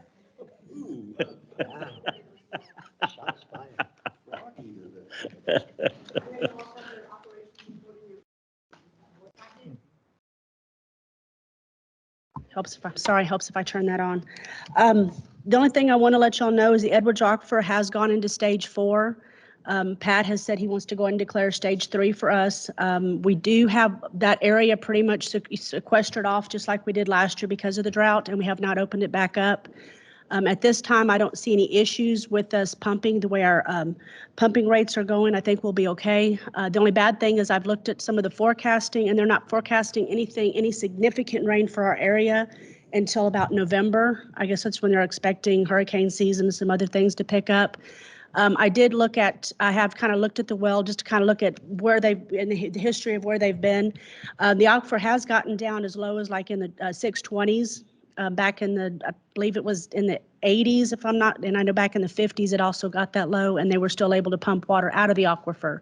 So I don't think we'll have any issues with that. But that's the only thing I wanted to report. We are watching the aquifer and the levels, and also watching Canyon Regional, and it has also gone into stage 1, which is just voluntary water restrictions. Has SAWS come still off of the Canyon Regional use and using their Edwards? That I don't know. I haven't kept up with SAWS. I've just been kind of watching on our side of it. SAWS had happening. turned off their connection to CRWA a month or so ago, but I hear they're fixed to go back on here in a few weeks. Because I know some of the folks in my little area that had complained to me about the algae bloom. They said their taste and water odor. smelled Mhm. earthy. I could never tell a difference. That's in my update. Okay. All right. I'll wait to hear it then. One thing that we also received this week, and of course today on our board agenda is to approve the new conservation plan. So our stage 3 parameters may have changed somewhat, so we may not go into stage 3, but we may take a look at the other parameters. But GBRA also issued a stage 1, which is mild water shortage conditions because of Canyon Lake. And they're tracking that, and that is a voluntary to the wholesale providers, which is CRWA, then they extend that on to us. So the entities, the retail entities are the ones that reaches out to their customers and try to curtail that. Pam and I watch the water sales every month, and we can see fluctuations from the water usage. And we also, all of our crews that are out in the field every day in the different areas, both rural and urban, if we see someone watering at different times, we leave them a notice on their door, knock on their door, or leave them a notice and say, hey, you're watering at the wrong time today. Try to conserve. We used to rely more heavily on the Edwards area. We have sectioned that off as much as we can. So 90% of I would say 90% of our system is either groundwater or surface water. Groundwater from Carrizo Aquifer from our Wells Ranch 3 project, or Wells Ranch 2, and the CRWA group. Our Edwards area is just a small area around the Garden Ridge area, and Cibolo from 1103 back toward the town of Cibolo. So we sectioned off the Edwards area very, very tight there for those regions to slack the pump, to lessen the pumping on the Edwards Aquifer. That's the parameters we used to use throughout our entire system, but now that we have different sources, the declaration of restrictions are not quite as strict. However, we do try to conserve our water, be good stewards of the water, and support conservation at all times. Anyway, that's just the comments I wanted to make. Y'all have any other questions? If y'all would like, I can maybe add a little bit something to our report if y'all want to keep track of the Edwards Aquifer on a monthly basis with the report, if that would interest y'all. If not, I can just report every couple of months on it. As long as we're not going to exceed our pumping volume to where we would be penalized. Right. As we approach Mhm. getting to that, maybe add something, but Okay. if we're well under it, that's all I would be. Right. interested Right in now, seeing. we're okay, but we're also just in July, so But you know, we're that in a can better change. position now than we were last year, correct? As far as Yes. trend goes. Yes. So that at the end of the year, we're not going to be like, oh, man, we're almost there. Right. So, okay. Right. Yeah, because we still have it. We never opened it back up, so we're still on the same trend. So we should be okay. But I will watch it, and if I should see something that looks like we might be needing to do something, then I'll let y'all know right away. Thank you, ma'am. Any other questions, directors? All right, let's move on to item 1, E13, construction quarterly update. Mr. Rose, you wanted to make a comment? Now I'm surprising you?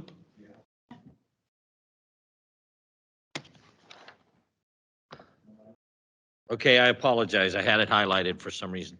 Mr. Cantu?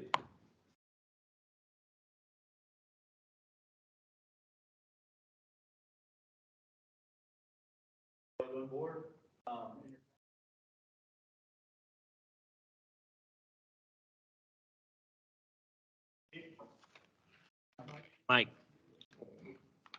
In front of you, you should see a 2-page report. That's not so little.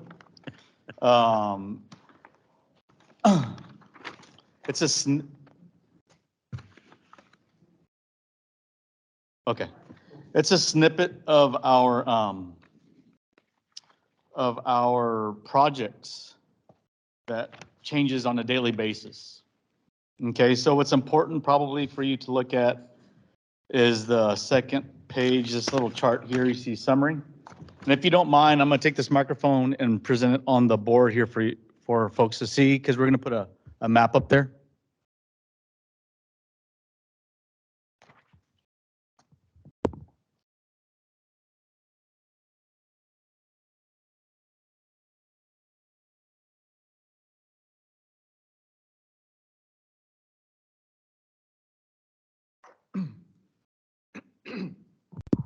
This is a map of our 150 square mile system here. I kind of took out a lot of the fat, if you will. And I've got a layer on here that shows development. So, you know, you've got Cibolo over here. We got these shaded areas are your developments. Okay. And the reason I'm showing you it like this is because the report you have in front of you is kind of a reflection of the map, if that makes any sense. Okay, so the reason why we have it formatted like this is so we can know where our hot areas are. But in that summary table, I think some important notes to take away from it is, you know, in totality, we have 92 projects that are in some way, shape, or form in a point of getting process to be completed. Okay, so you got a design row. We've got 30, well, your report, see, it's already changed. Your report shows 37 in design, 47 in construction, and 8 in closeout, with a total of 92 projects. And then we kind of break all that out into what's water and wastewater together, what's wastewater only, and what's reclaimed water. And this is important to know.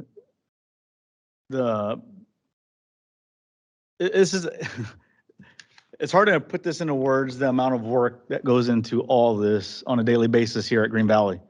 You're talking about 92 projects that we got to know something about at a moment's notice between our little small team of 3 folks here. And so I can break this down in a variety of ways for you. Let me show you this screen here. Maybe it'll pop up, maybe it won't. Back to the share screen. Give me just a moment.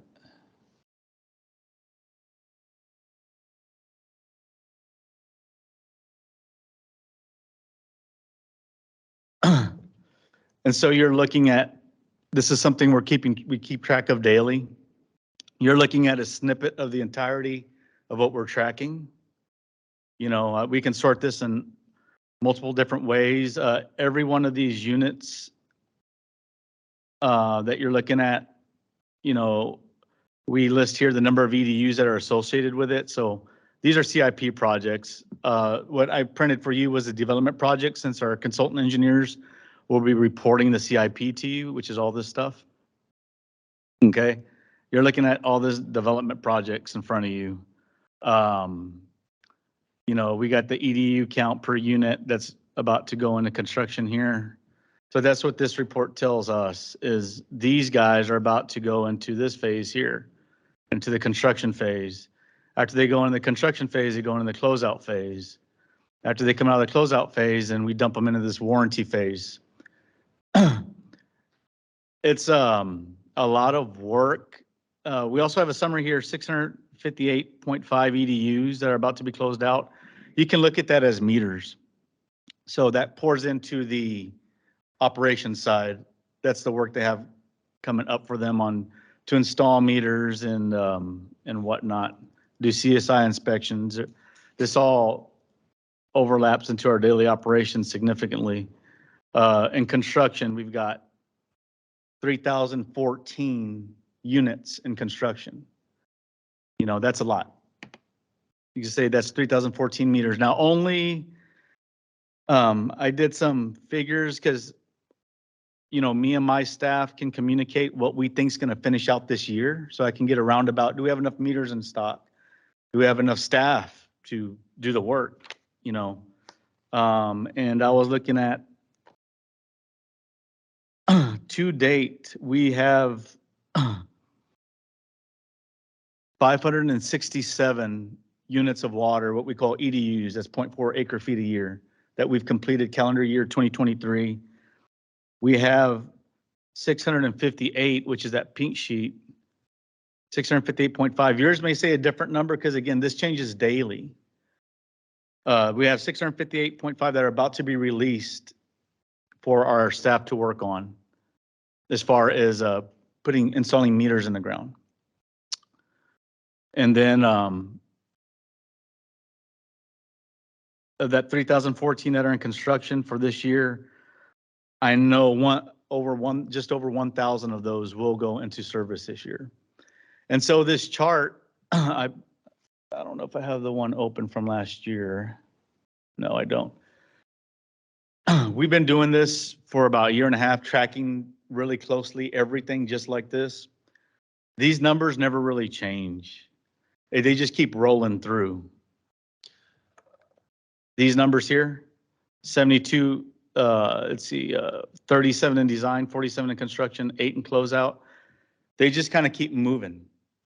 You know, 8 in closeout will roll out, but 8 new will roll in. The 8 that rolled in a closeout from construction, well, 8 from design rolled in, and then 8 rolled into design, new units that are going to be built and that we are doing plan reviews on. You know, this is a lot of information for y'all to consume. There's a lot of information in your board packet on that and what Gabe's presenting, and he does a very good job on tracking all these things through our inspections, our application process. Sam has prepared a chart to kind of shows how that process works, and we're fine tuning that to get that to y'all. And what I suggest we do, and I'd like to do, is 2 things, is maybe have a session sometime where we talk about nothing about the development world, and then add to that the operational side, because I'd like to comment on the last 2-3 years, or since 2018, 17, 18. As you know, we've taken on a lot of debt, and debt is paid over many years. The projects described in those bonds are either in design or in construction or have been completed. And some of that debt was approved by previous boards, not the group we have today, but we continue down that path because of our obligations. And what Gabe is showing you is part of our obligations. The other part of our obligation is existing services that we have to maintain while the growth comes in, because you continue adding customers to those pipelines. Eventually, you have to upsize or add new, repair the old, and prepare for that new growth while maintaining the existing. But the bond debt that has been approved by this board is enable construction of new sewer plant, over 8 miles of collection system that is now connected and providing service, 3 new elevated towers, a second ground storage tank at Plant 11, new water infrastructure along Santa Clara Road, FM 78, and Klein Road. These projects will enhance service, like I said, to existing customers and provide service to new contracted developments, and that's what Gabe is showing you now. There are currently 5,230 EDUs of service under contract with 7 developments. At the current rate of 4,540, which is our current kayak fee, our sewer fee, that will equal $23,744,000 in fees that we'll obtain over many years. These fees are addressed to the developer, not the customer, but the developer fees. We've considered increasing our impact fee, our water acquisition fee, and that's calculations that we need to do with our engineer. An impact fee study takes about a year to do or so. It has to be approved by TCEQ for us to go up on that rate. But that's something we have to consider. What does that do to the development community? We don't want to stifle that, but we need to make sure we're getting what we need to be able to build this infrastructure and pay our debt. When was the last time we did impact fee study? 27, 19, 27, 18? How frequently are we required to do it by It's TCEQ? usually, good rule of thumb is 5 years, every 5 years, but depending on how much your Well, growth no, looks like. what's TCQ's rule? You have to look at it every 5 years. We look at it every 5 years, but And we've done it in 19? I think Yeah. we should probably look at it. yeah, we should start looking at it. But those 5,230 EDUs sewer customers will also be water customers. And that represents $28,712,700 in water impact fee and water acquisition fees for these contracted developments. Now, there again, we're not going to get all that tomorrow, but we're not paying all that debt tomorrow. We grow into our debt. And that's one of the business plans that Green Valley's had for many years. I'm thinking back, I became manager in '07. And prior to that, we used the existing infrastructure that was built in the 70s and 80s. And we were able to live on that for a while, but we knew growth was coming. We had to get busy on water acquisition. We had to build infrastructure and get prepared. When I became manager, we had 5 subdivisions knocking on our door, and we didn't have the water to serve. We knew we had to do our jobs better, so we got very aggressive with acquiring water rights, building infrastructure, coming up with our own specifications, and having a better business plan, but also a better construction plan. And we've been very successful at that. But the main thing we have to understand, taking on more debt is always scary. It's risk. And a lot of it is depending on growth. But we're also have to deal with that obligation to serve. If we're not proactive and plan for these things, then we'll be behind the curve, and coming out from behind that curve is very hard to do. To your point, and being behind the curve, obviously MDU went ridiculously up to stifle growth and control their infrastructure. And as you probably saw, they just passed a bond, hundreds of millions of dollars for their growth and their infrastructure. Obviously, people are leaving, building in that area. They're coming over here because of our rates, because of our ETJs and all the other reasons why they're coming over here. If it's okay with the rest of the board, I'd like to make a motion that we allow the general manager to start the impact fee analysis because it takes so long, and I don't want to be behind the curve to where we don't get ahead of this much more longer. So I'll make a motion that we get the process started and getting this data compiled and put together. Do we need a motion? I had just written that down under item O to ask for at the end of the, future items. Do we need to make a motion, or how do we need to handle that? I want to get this going Why now. don't we- I don't want to wait. I want to give him the authorization to get going. Understand. First of all, So- Shan, is this something that we can add on to this portion of the agenda? Action is necessary.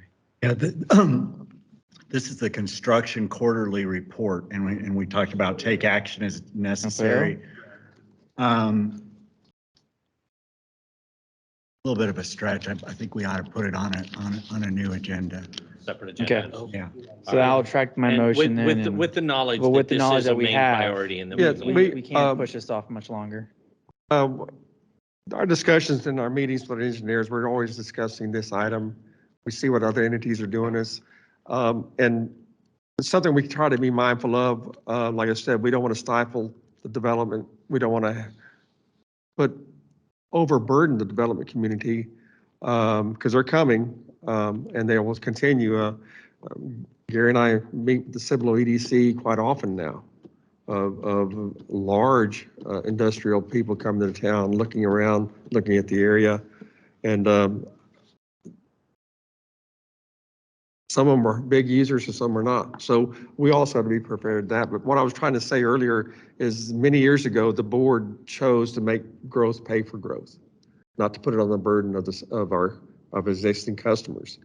And that's where that impact fee, that water acquisition fee was developed. And now our sewer fee, our what we call the kayak fee, contribution to native construction, is that fee to help pay that debt instead of having each customer of your And ratepayer to pay that debt. point, we're working off of a 2019 impact fee. Right. We've raised rates at least once since then. We're talking about doing it again today. Right. Inflation has gone up.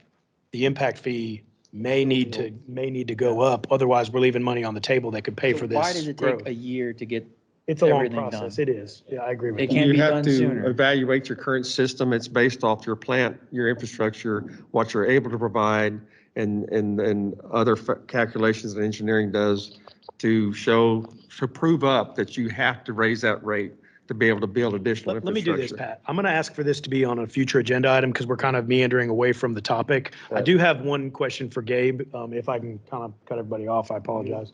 Will you pull back up your system map, the red with your, I believe those are our lines that are shown in red. And can you just kind of outline, show us with your cursor generally where, Cibolo, Seguin, Marion, show us, because I can see where the developments are, but I want to understand fully the hot spots of growth where we're. Good point. So we got 1103, 35. So this is Cibolo here. Got New Braunfels over here. ETJ. It's pretty much all county. You got a lot of Santa Clara up in here. Got Marion. We got Guadalupe County right in here. And that's Some Marion ETJ. Right. And then we got Bear County out here. This is that hotbed off of 1518 over here, just south of I-10. That's the St. Hedwig area right there. Okay. So, That, I mean- that highlights it for me. I just wanted to understand exactly where everything was. This item's stretched. yeah, out without there. zooming in, you can see the hotbed is obviously New Braunfels ETJ.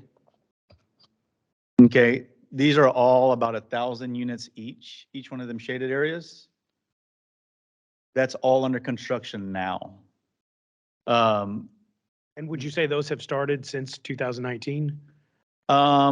Really, they started about this area of the shaded areas started about 2 years ago. I think we really need to, item O, I'm going to ask for that impact fee. They're all in unit 1 phase. And then one other question I had for you, you referenced the reclaim system. Can you show us where the reclaim system is? So this is the corner of Klein Road and 1044. Okay, this is the New Braunfels Sports Park, what hopefully will go in.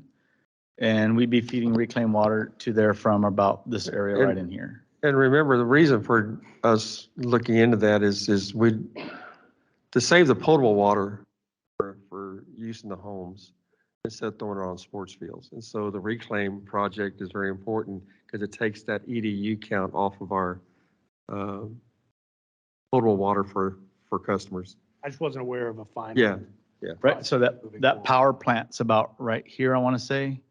This is the transmission lines in and out of the power plant going east-west here.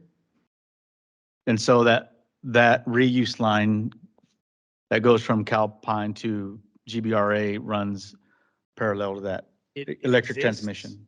The line exists? Yes. Yes. The reuse They have a raw line water line exists? going to the Calpine from the river to Calpine. The GBRA Valley's pipeline. Infrastructure. It- Okay. It's Okay, that's GBRA. where I think I was getting confused because I wasn't aware that we've gotten anything final on a reuse system. That belongs to. Green That's to Valley. be brought back to the board, yeah. Here's the power plant here. Here's 1044. We want to intercept that water right in here.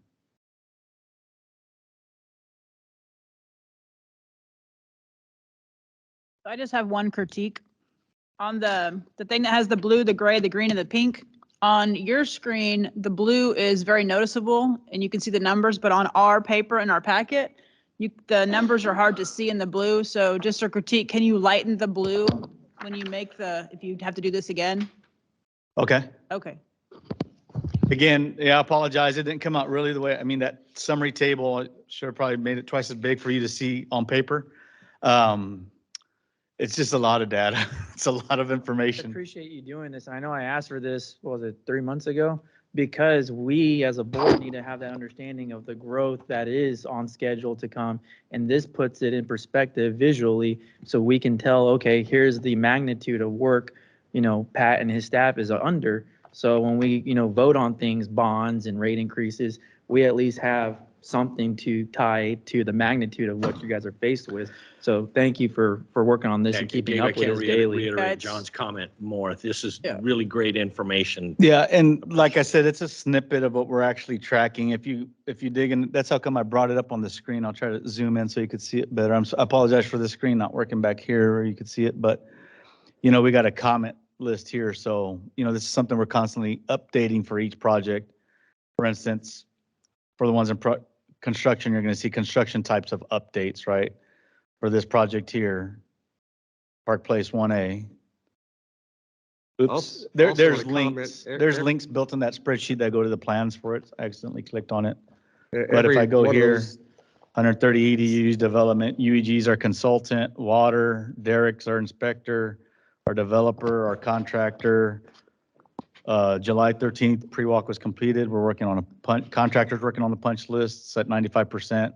And then we keep dates up here like pre-con meetings, NTPs, contract duration, actual construction start, hydro, back tees, pre-walks. There's a lot of data we got to maintain on a daily basis, and that's just the construction stuff. There's the design stuff that you got in front of you. You're seeing just up to the developer stuff, but you know, we're keeping comments for each project here. One other thing that we do, and what this list represents is what we did prior to this list. Does that mean it was an application? It was a process, a review from the engineers to staff, Samantha and Shan, preparing the contracts. Another layer that we're doing now is any pay request goes through Gabe and through Sam to check the contract, what was supposed to be paid. Are they meeting their obligations to us? Are we paying for things that are on site? Or are they, we have more of a system now that we can watch that construction crews and as that construction going to make sure they're paying their way through. And if there's agreements of developer participation, we make sure that's collected on a timely basis. Takes a lot of time. And something I want to point out, I did some napkin math with Gabe's numbers. And with all of the projects that are either being completed, in process, or planned based upon our existing EDUs, that's a 34% increase in business, just listed in this report. That's huge. That's huge. And we have got to be prepared for this. That's correct. So, thank you. Any other comments, questions regarding the construction quarterly report? Excellent All right, report. let's take a quick break. It is 10:42. Let's meet back here as close to 10:50, 10:55 at the latest as we can, please. Thank you. We're adjourned for now. Ladies and gentlemen, we're back in session. It's 10:54. Mr. Gerganis, give us the high sign. Got the high sign. We are back in session. Let's move directly on to item F, consider approval of the proposed water and wastewater rate increase for fiscal year 2024. I'm sorry, let me start over. Item F, consider approval of the proposed water and wastewater rate increases for fiscal year 2024 as provided in the New Gen Strategies and Solutions Rate Analysis, and take action as necessary. Before we move on to New Gen, Mr. Gary Rose has asked to say a few items. Mr. Rose?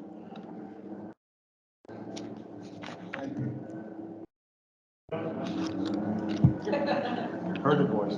Sorry, we'll get better at this. At a special board meeting on July 13th, at the end, you requested a couple updates be made to the slide presentation. And I was looking forward to the updated presentation so that I could spread the word to the other ratepayers where they could find it on the Green Valley website. I'm sorry, Mr. Rose, can you please wait? I can't hear anything, so if you can wait a second. Yeah, just temporary pause for a moment, please. Yeah. They're gone. You're good. Yeah, now they're. No, they're moving now. Good. That helped. Cody's after him now. Look out, Cody's after them.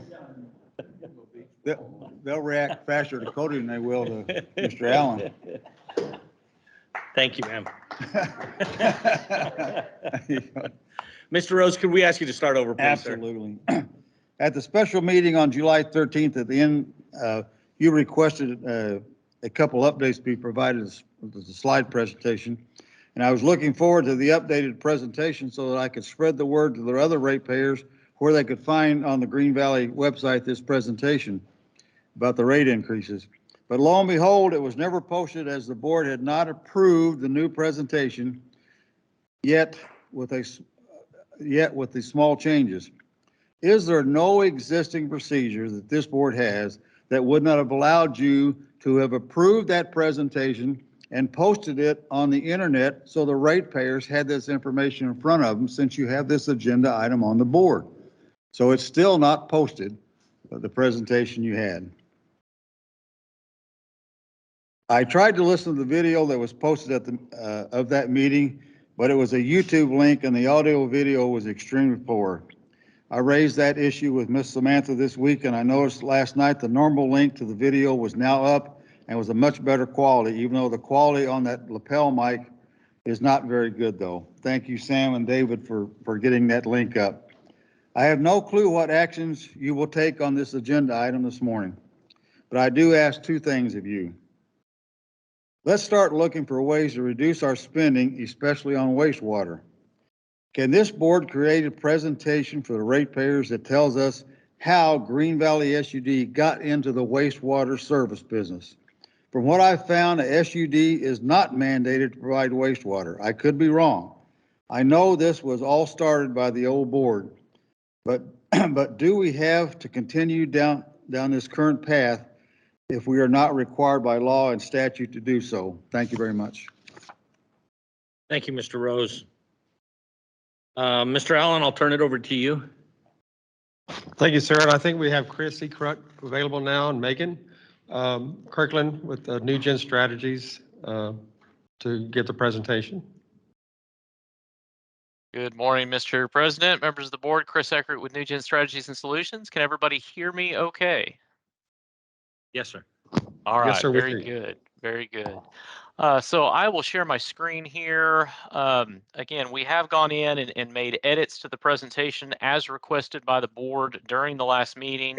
I just want to point out just a couple of things as we go through this. Would really rather spend the time answering questions, going through any additional information you need as you move forward on this agenda item. As requested, we did add to the presentation anything from 25 to 28 is a projection. We are only acting for fiscal year 24 at this time. So anything from 25 to 28 is a projection. We understand that we will continue to look, we will continue to revise, continue to make changes as we know more into the future. One of the slides I did add, I'll point out slide 3. We went back and looked at historical increases that the district has made going all the way back to 2002. Now, these are rates effective as of November of that year. Rates have been effective at different times, so we've had to try and standardize this. So, for example, in 2023, you see there is a rate increase there in 2023. That is actually as of November 2022. So there's a little bit of a timing differential there. But our goal in putting this slide together was to show what the district has done in historical years. For example, from 2002 to 2009, rates were held constant. And you can see those different stair steps that have occurred over the time frame. That line that I've added in there, what I did there is I simply took the bill as of 2002, the $31, and again, this is for 7,500 gallons of water service, and I simply added the CPI every year. Now, again, we're using a water, sewer, and trash bill CPI. It's the best proxy we have. As we talked about, that's a little over 4% a year, but we went in and we added that CPI in there just to see what would this bill look like had we adjusted every year based on the consumer price index that we're using here. And you can see there's a bit of a difference there. Again, we're not saying you needed to make an adjustment to CPI every year. This is just providing you some information, seeing what has been done in the industry, in the market, what we see around the nation. Ultimately, the district has to do what it needs to do to maintain the adequacy of its business. So that's all we're doing here on this slide, is just demonstrating that differential. Again, as I said in the last meeting, it's my recommendation that you make smaller rate adjustments more frequently. Don't wait long periods of time to make rate adjustments. You need to monitor your business, you need to monitor the performance, and make rate adjustments as needed going forward.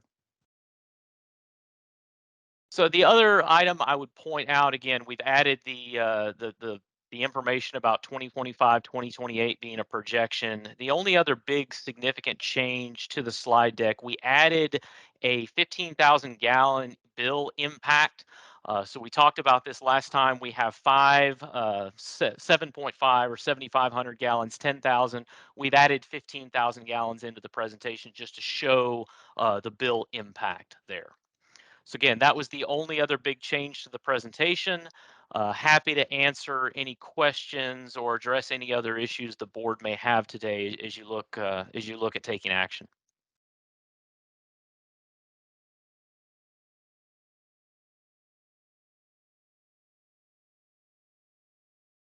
Thank you, sir. Board, I'm just going to go down the line and get everybody's input and questions at this time. So I'd like to start with Mr. King. Thank you, Mr. King. Mr. Sherman? Yes, sir. This is Nick Sherman speaking. So I'm on the growth assumptions tab. Yes, sir. If you scroll back up to that item, it looks like Can we give sheet page numbers 5. so we can follow? Page Sheet 5. Yes. So I know the interest rate was raised by what, 0.25% yesterday? Yeah. How does that affect your growth assumptions? Does that help growth assumptions? Does that reduce? Do we increase our assumption of growth? Do we reduce the assumption of growth? Do we ignore that? How does that affect this particular slide? So I have made no changes to our projection of growth going forward as far as the number of new connections. You are correct. Interest rates did go up yesterday. Frankly, I'm not the expert to tell you what that's going to do to growth. I have no idea. Honestly, we haven't seen growth slow down necessarily in certain instances here in the state, even with rising interest rates. So I can't sit here and tell you that there is going to be a change. I simply don't know. Okay, and then I'm looking at sheet 11. So in your previous presentations to the board, I believe you stated about 4.2 is inflation, inflation only. And if I'm remembering correctly, you said 5 to 5.5 is the average rate increase, or what you're seeing at least for a growing district. So on 11, we're looking at the water, and we are in excess of those numbers because we are growing. And then I'm trying to find the wastewater one, but we're still proposing a 3% on wastewater increase. Yes, So can you explain how you tell us that what you're seeing just based on inflation is 4.2, but you're only suggesting a 3% on the sewer rate adjustment? Again, we had recommended a 3% during the last rate plan. We have stuck with that because of we're still a growing utility on the wastewater side. This is trying to come in and monitor effectively the affordability of wastewater service. If it's the board's desire to go higher on wastewater, you could certainly do that. You could go to 4.2%. You could go to some inflationary element. But as I said before in the last meeting, it really isn't going to have a significant revenue impact on the district. Let me jump forward. So coming back to this slide, a 1% increase on wastewater gets you another $6,500. Certainly, you could go to 4% and generate another $6,500. It is not going to have a measurable impact on water rates. You still are going to have to take the action we're recommending on water rates. So it's really it becomes a board policy what you want to do on wastewater. There's just not a significant financial impact there. And I guess to follow up on my question, so if we raise the wastewater rate 3%, we are going backwards compared to inflation. You would be below the historic inflation amount. I wouldn't call it backwards because we're still moving forward. You're just below the inflationary amount. A last question for you. I had inquired, based on our budgeting, if we were to reduce the amount that we needed to raise the water rate by 1%, what would that equate to in a reduction in our coming fiscal year's budget? I didn't see that information in here. Was that something you were going to present verbally? Yes, sir. So ultimately, when we look at it right now, so is option, let me back up here, as we look at, sorry, I'm going the wrong direction. So the 5.5 and the 3% on water, already under 5.5% on water, 3% on wastewater. This was option one. Our expenses exceed our revenues under that option by $271,000. So we're already not breaking even under option one. That was the idea behind option two, is that would get us to more of a break-even position. Under option two, we would generate approximately, or projected to generate approximately $38,000 more than our expenses. So to me, that's effectively a break-even position. Okay, so If that's we- new information. So if we go with option one, we are still net negative in our Yes, sir. budget? Yes, sir. You are under recovering by 271,000, or projected to under recover by 271,000. Are you using last year's budget or this current year's budget or? We are using what staff has provided us for fiscal year 24. That is our expense numbers that we're using. Well, we don't have that.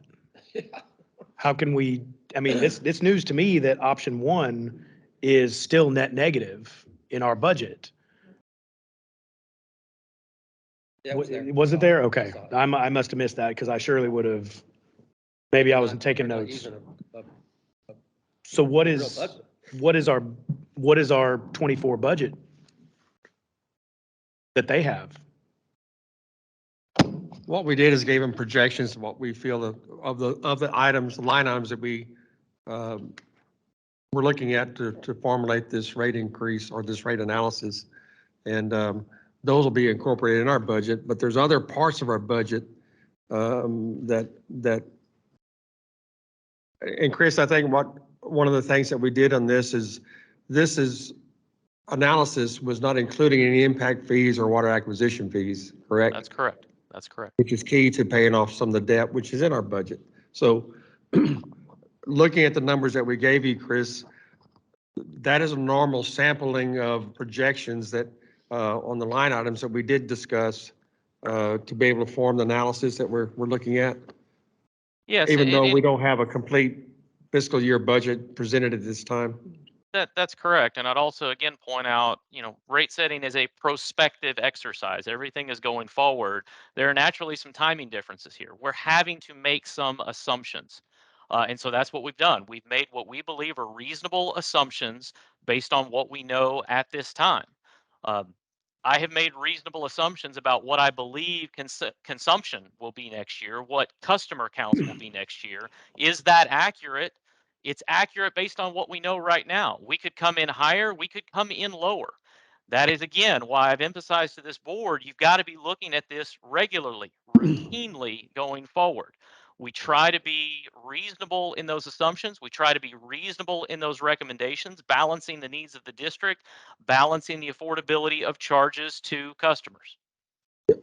One other thing, Chris, several years ago, and I can't remember what fiscal year it was off the top of my head, we presented a budget and then we presented a rate increase to be able to afford that budget. And I didn't think that was a good business plan.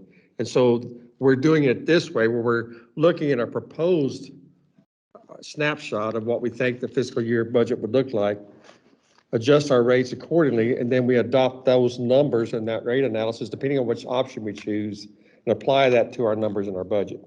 But we need to know, we need to have all that information where we know what our target is. Is it more or less than this year's budget? We should have a fair bit of professional services coming off because we've had some items that we needed that support drop off.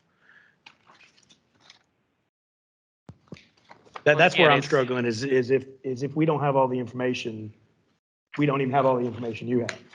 Okay, and certainly appreciate that. I believe what Pat is saying is there's two different ways to approach this. You can come in and set your expenses and then make your revenues match, or you can set your revenues and make your expenses match that.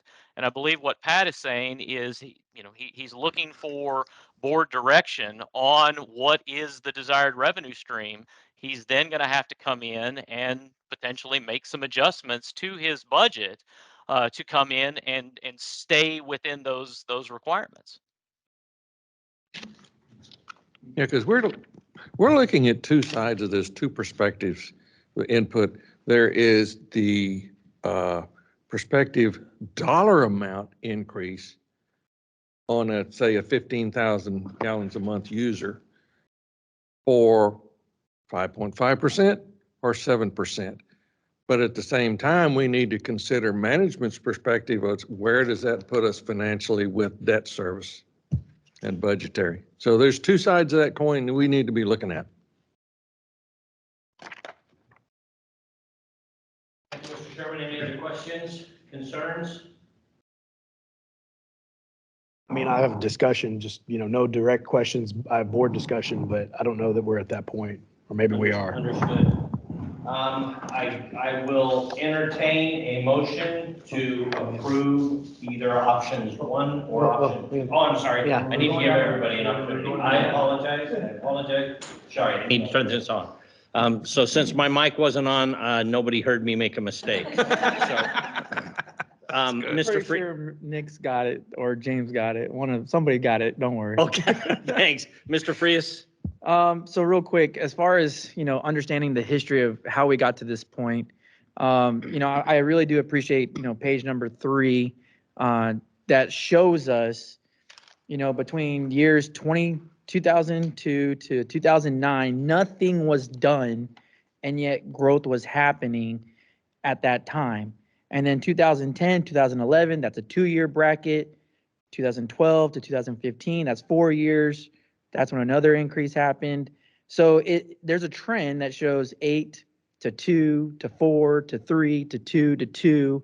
And now we're getting to the point where it's going to be, we're having to do these rate analysis every year due to the amount of growth and demands and the burdens that are bestowed from CRWA, GBRA, all the water resources that we get that supply us. If they're going up on rates, we did not, to my understanding, and I don't recall, but during COVID and during the economic downfall after COVID, the rates pretty much did not even move because no one wanted to impose rate increases during that time to the public when they were hurting the most.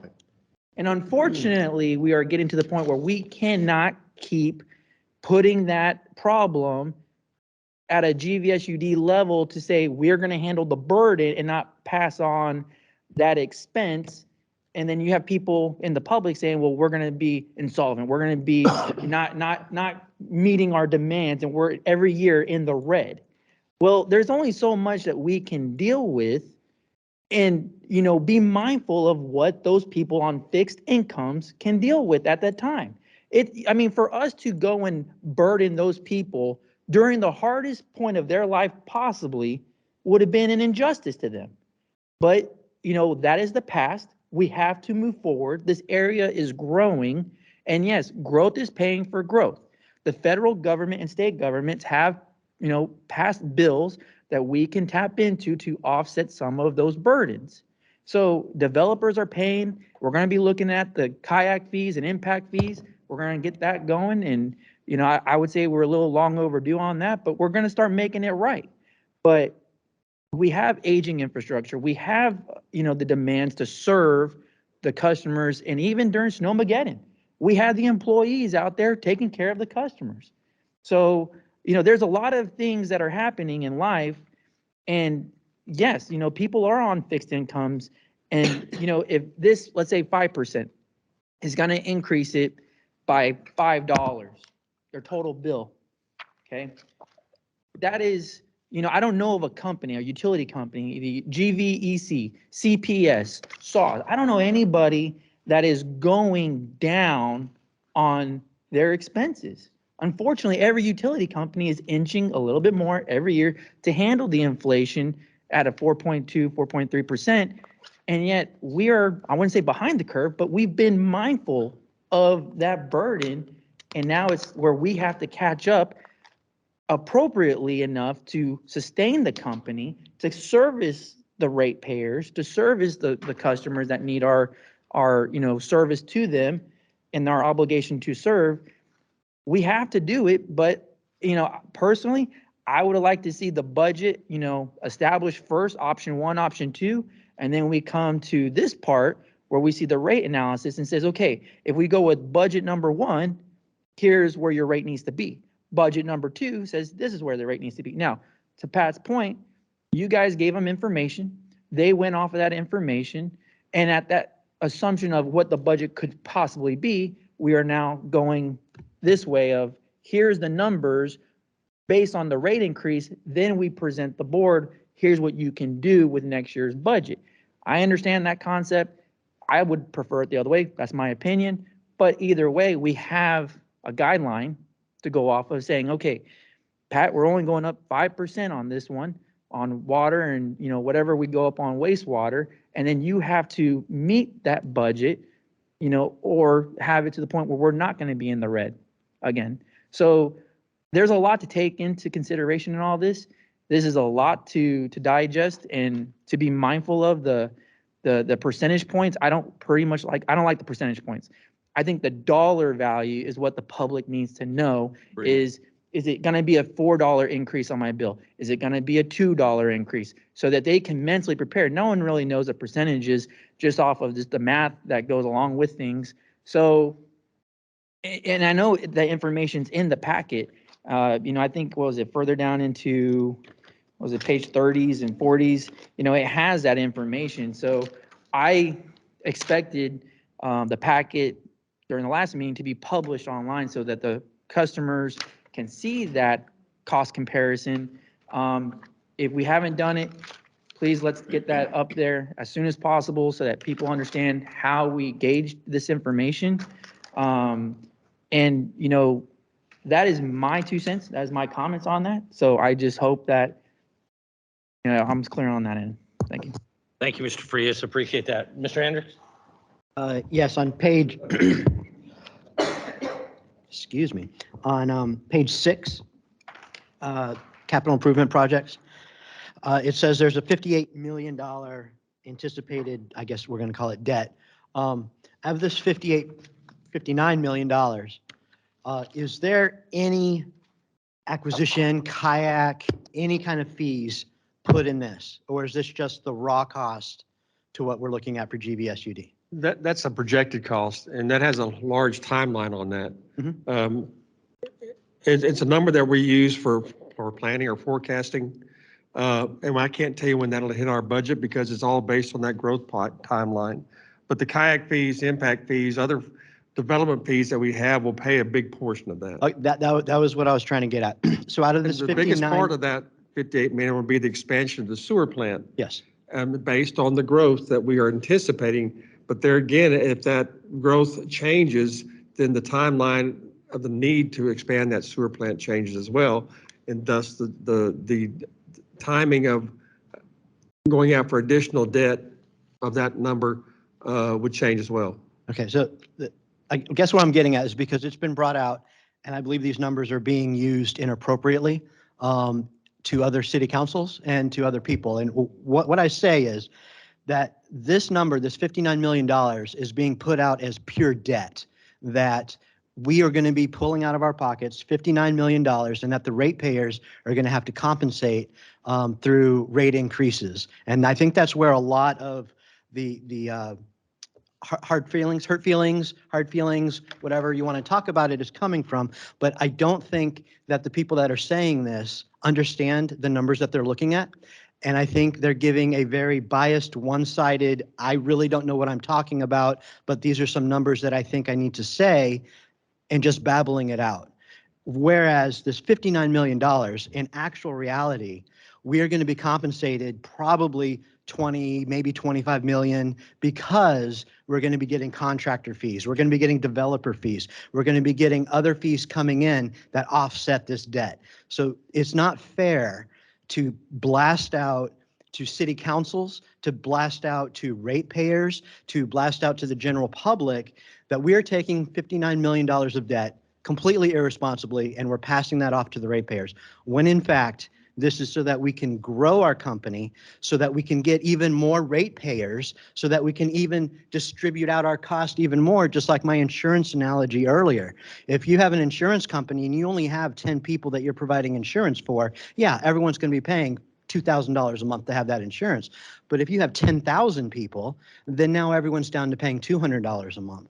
And I don't think that is getting expressed when certain people are going out to city councils, or certain people are going out and having meetings saying, we're going to have $150 million in debt. And that was one of the numbers that was stated, $150 million in debt over the next 5 years. And GVSUD is going to be insolvent because we're going to have to increase our rates 20 and 30%. They're leaving out a very, very, very important part. And that is, we get money from developers and in the form of kayak and acquisition fees.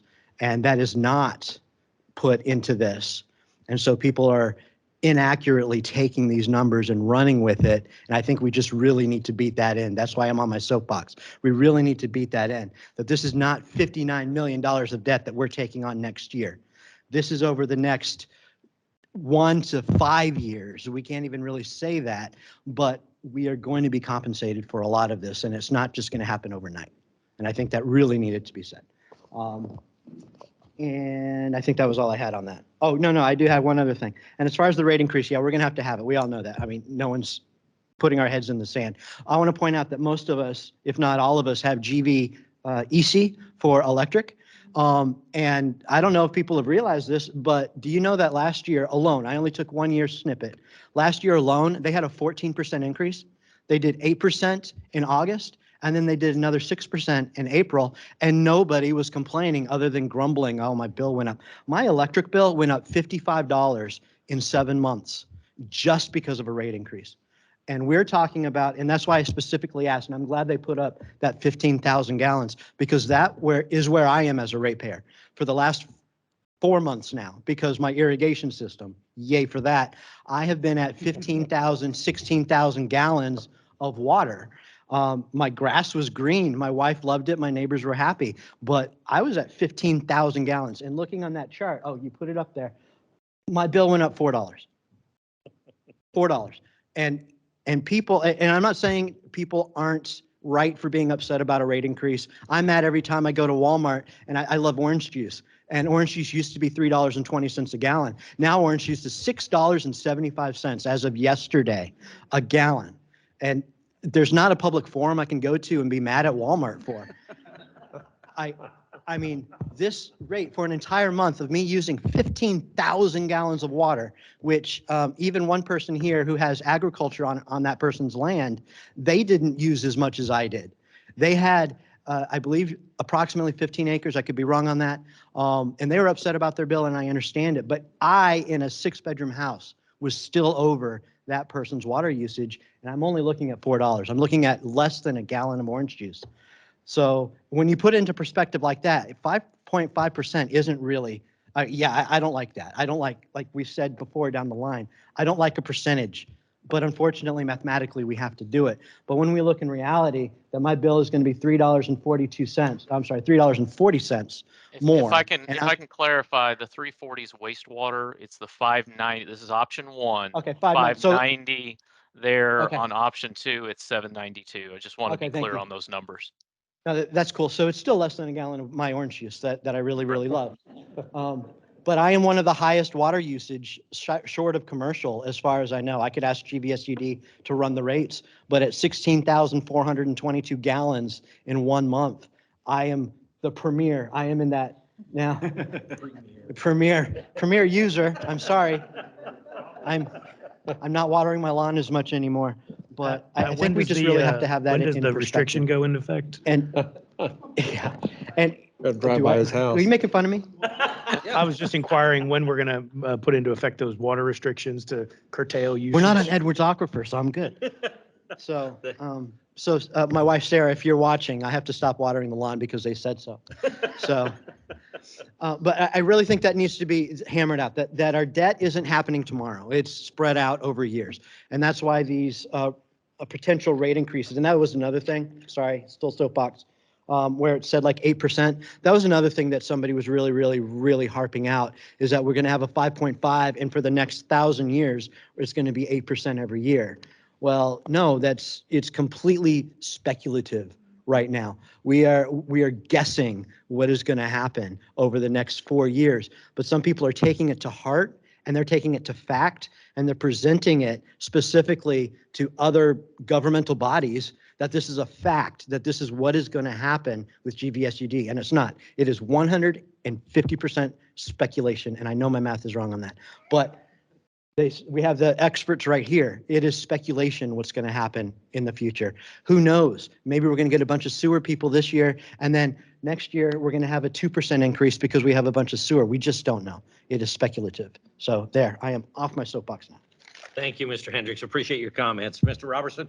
Mr. Cooper, can I go before him first? I don't think I can climb that high.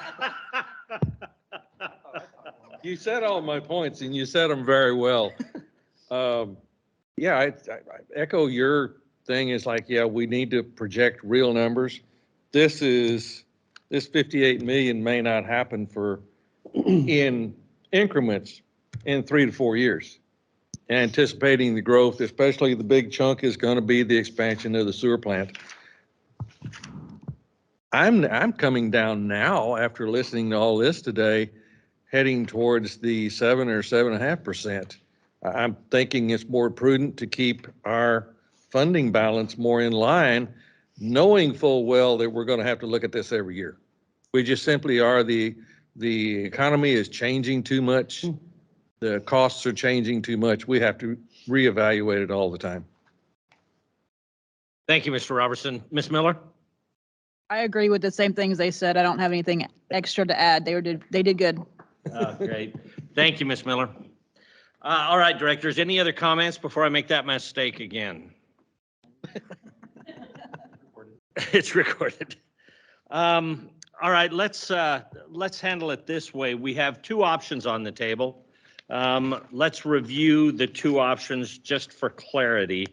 What page was that on, Chris? 11. Can board members offer another option? Is that possible or not? Yes, we can make whatever adjustments we want. We can make an adjustment to the suggested Percentage rate. Percentage rates. to the suggested options, because we've got 2 options on the table. Option 1 is a rate increase of 5.5% on water and 3% on sewer. wastewater. 3%. 3% on sewer. That was option 1. Option 2 is 7.5% on water and what on sewer? 3% as well on sewer. 3%. So the sewer amounts are the same at 3%. Yes, sir. Option 1 is 5.5 on water, 7.5 on sewer. And let me be clear, directors, we're only authorizing this change for 2024, not for 2025 and ongoing. This is a 1-year authorization only. And Mr. Cooper, can I make a suggestion that we have a bit of discussion before we make a motion, so that we're not going back and forth, pulling motions back down and putting something else back forward, then having discussion again? Because I don't know if I agree with Mr. Hendricks, but I'm not exactly for either plan, and I want to have some discussion of why and some suggestions. You want to kick it back to his ability to talk about this and then let him have a minute, or? Because everybody had a turn talking. Do you want to just say last comments and? Well, we want to give everybody fair access to information and be able to have your voice heard. We need to do this in a judicious way. Well, Mr. Sherman, let me just ask you the question. What would you rather see other than these options? 5.5 or 7.5? So. And an explanation as to knowing a figure that would need to be cut from the budget even to get square, I have no doubt in my mind I could find $271,000 to cut from this fiscal year's budget. I don't have the information to know exactly what that 271 cut would need to be, but I can make reasonable guesses that I can find $271,000 to cut. So you're in agreement with the 5.5 or the 7.5? Not quite. Okay. I think I could cut 271. I think I could cut 300, 350 on some of the items that we had to spend this year that we don't need to spend next year. So on water, I would be in the 5 range, and that's in line with what our rate analyst has said a growing district would need to be.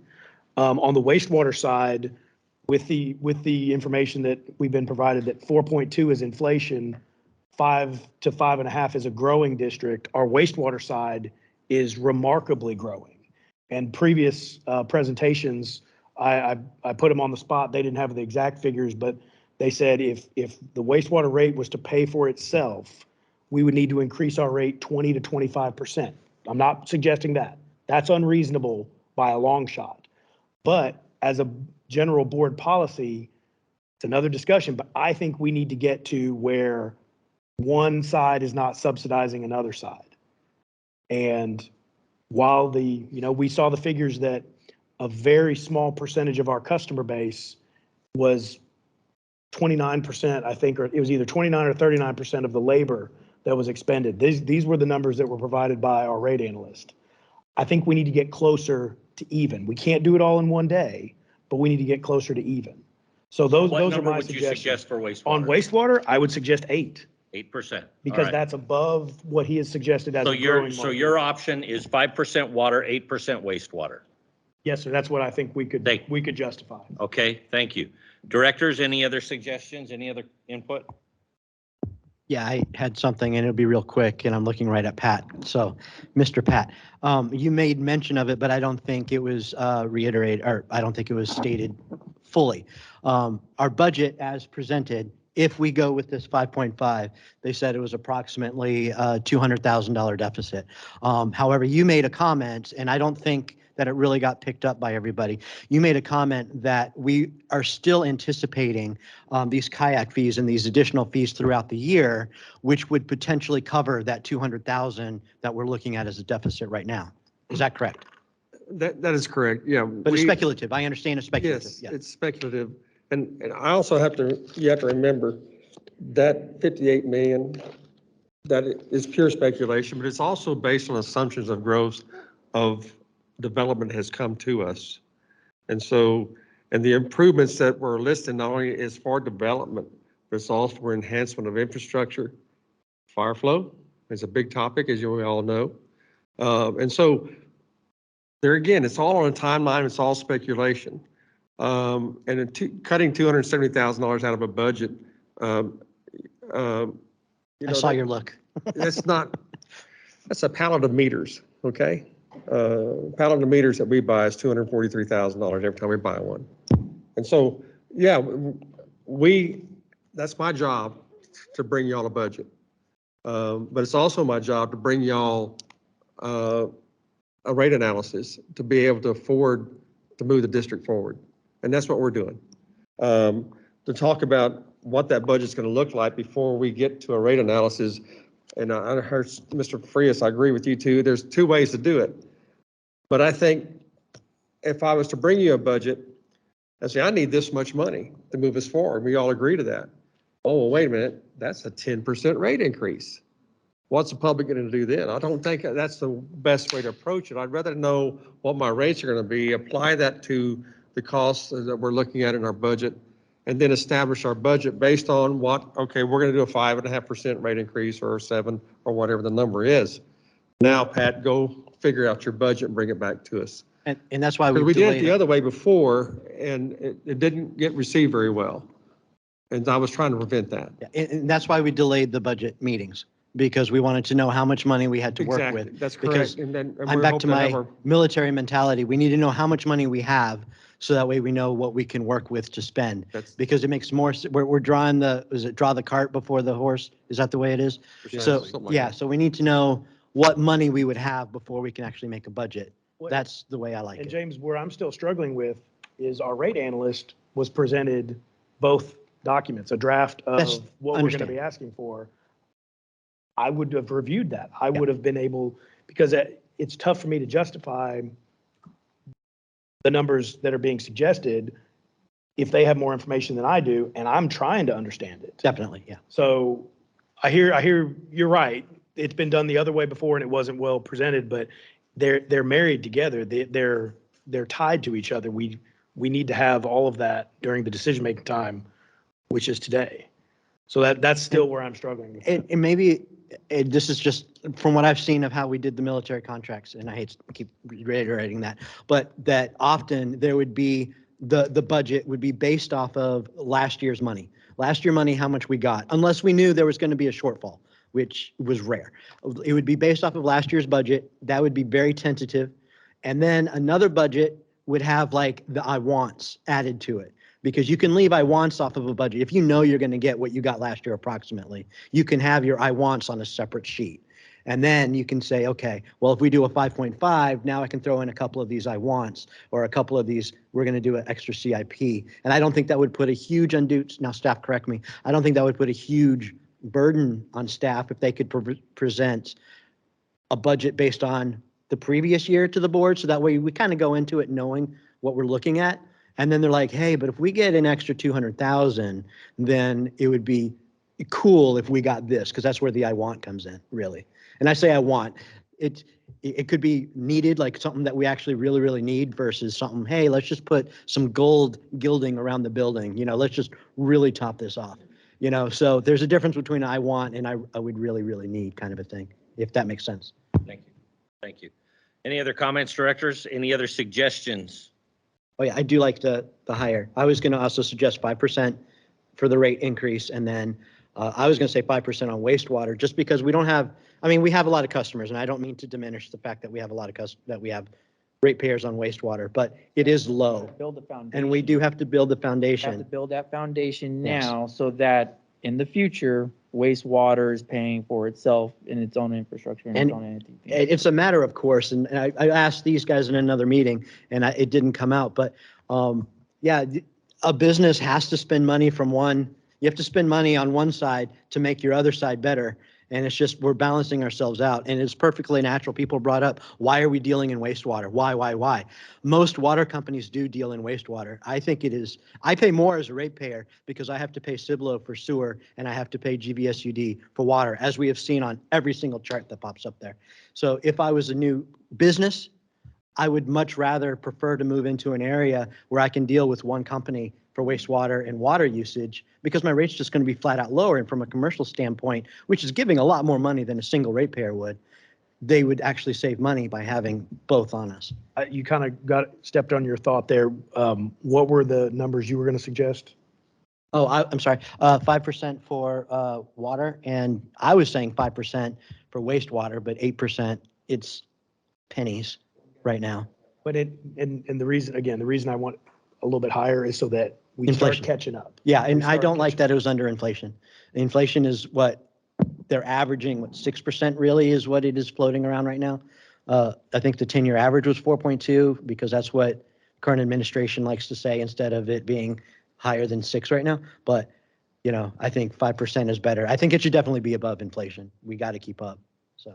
Yeah, I would make the comment that 0.5% is below, that we're talking about below what the recommendation is. That 0.5% going to mean nothing to the ratepayer, but a lot to our bottom line. So I would advocate for at least doing what the recommendation 5.5. is, 5.5. Where are you at on wastewater? I don't think it matters. All right, ladies and gentlemen, so we have 5 options currently. Would anybody else like to throw their hat in there? All right. Gary, please. You don't get to throw one in.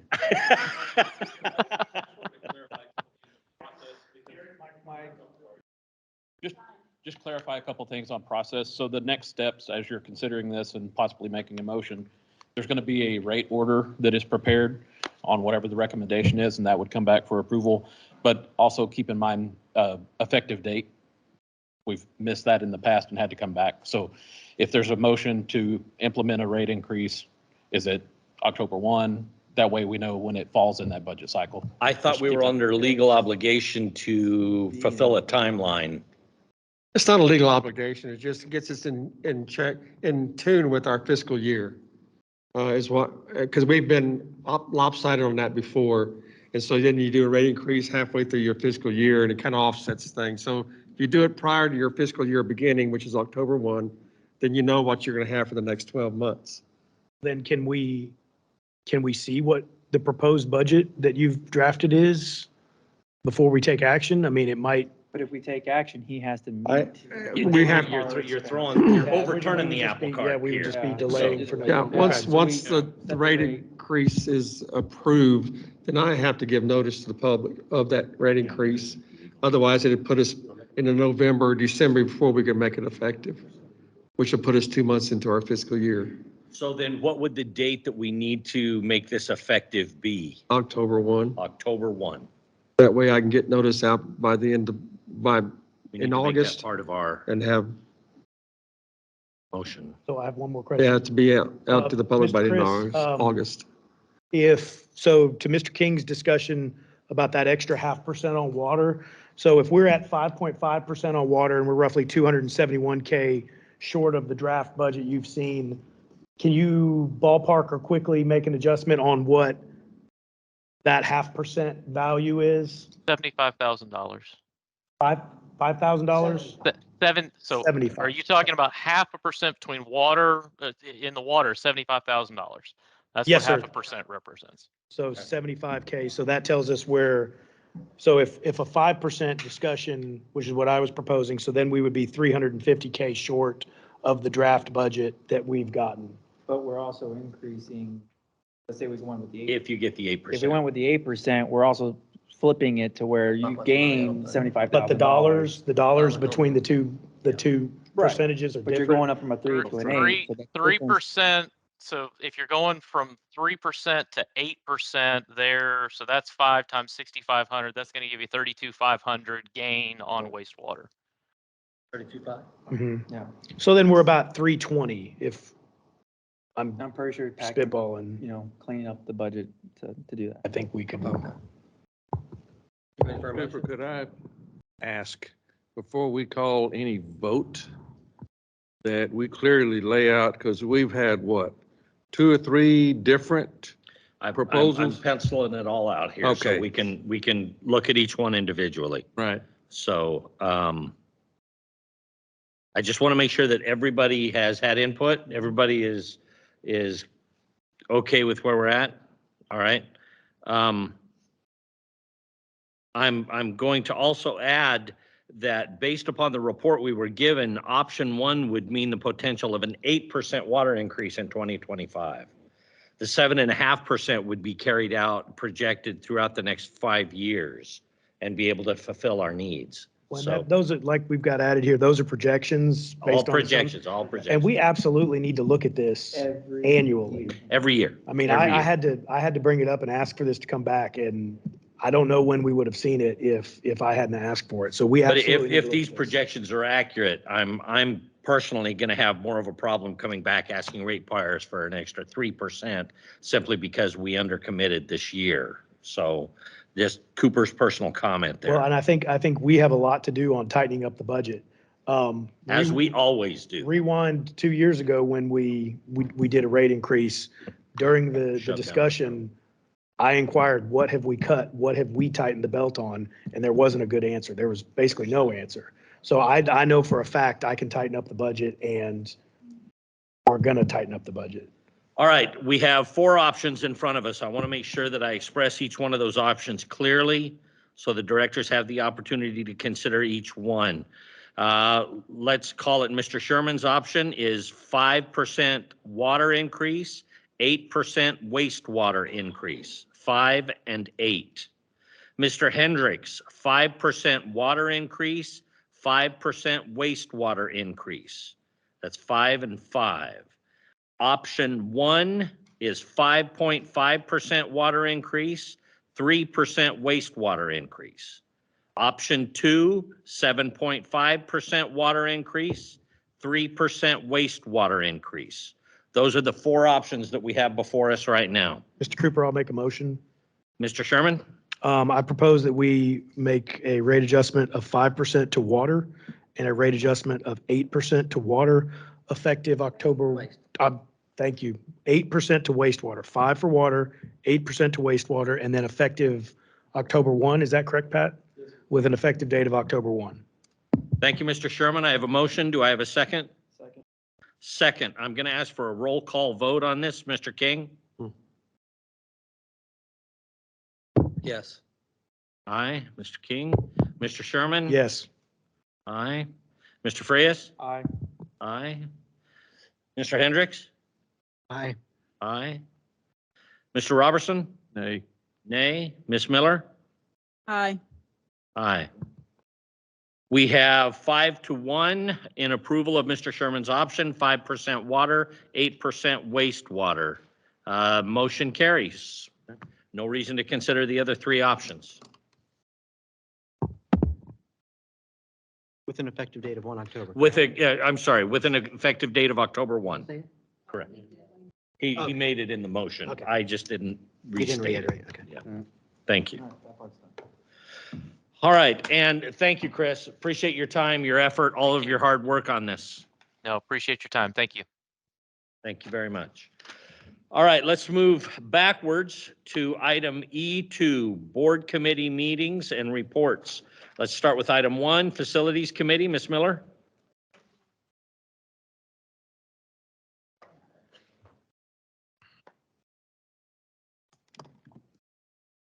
My memo, so we already voted on the grand opening date.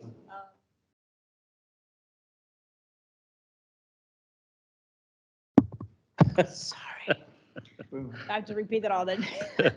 You have my memo in the packet, so that's pretty much what happened at the meeting. I don't know if Frias or Hendricks wants to add anything, but I'm excited about the grand opening. Yeah, you have the dates, obviously, that we're voting on, right? Yeah. Okay.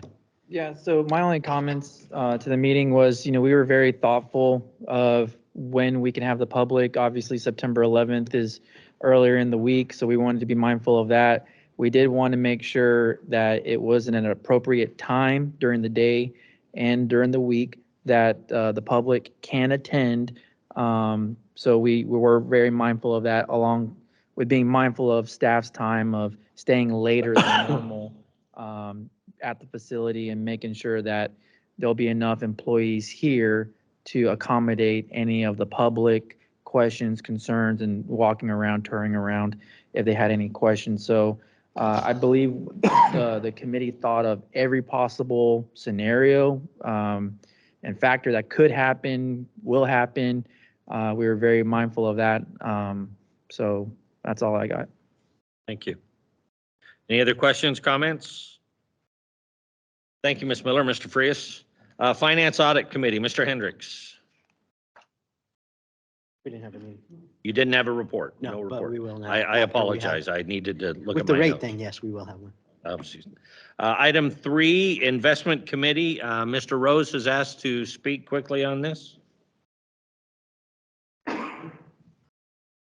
Thank you. Mr. King, Mr. Sherman, Mr. Hendricks. Don't jump up here yet. I've read your report from your meeting and the areas you addressed at that meeting. I just wanted to say thank you for looking out for the ratepayers. You had some items in there that should have been looked at a long time ago, and I appreciate you looking at that. If you wonder how I find this stuff, I'm now going out and asking to be a PIR for all the data that's in your packets that ought to be available to every ratepayer as part of your agenda package. Been asking for this for 2 years. We now have some great minutes because Cody's spending a lot of hours making those minutes correct, all right? But you're leaving out all the engineers' reports, all the committee reports, all the information is left out of the minutes. They ought to be part of the minutes when you publish them. They ought to be part of the packets of the agenda that we can see on Friday, because there's some great information in this. This report Pam put out is excellent information. We ought to be sharing that information with the ratepayers. Nobody's going to see this besides me and you and a few people around here, because I'm the only guy asking for all those packets in a PIR. I don't get them to about Tuesday, even though I request them on Thursday and know that I'm not going to get them at least Friday, but at least I'm getting them before the board meeting so I can look through all that stuff. It ought to be part of the package. We're paying, I know we've got this problem with Civic Plus, but we paid them another $8,000 for something this month. And I don't even get notifications anymore The agendas are out there, new open positions, bids. I don't get that anymore. And if you want to try to find stuff on that webpage, it is not easy. It is not easy. We've got to find a fix to this quick.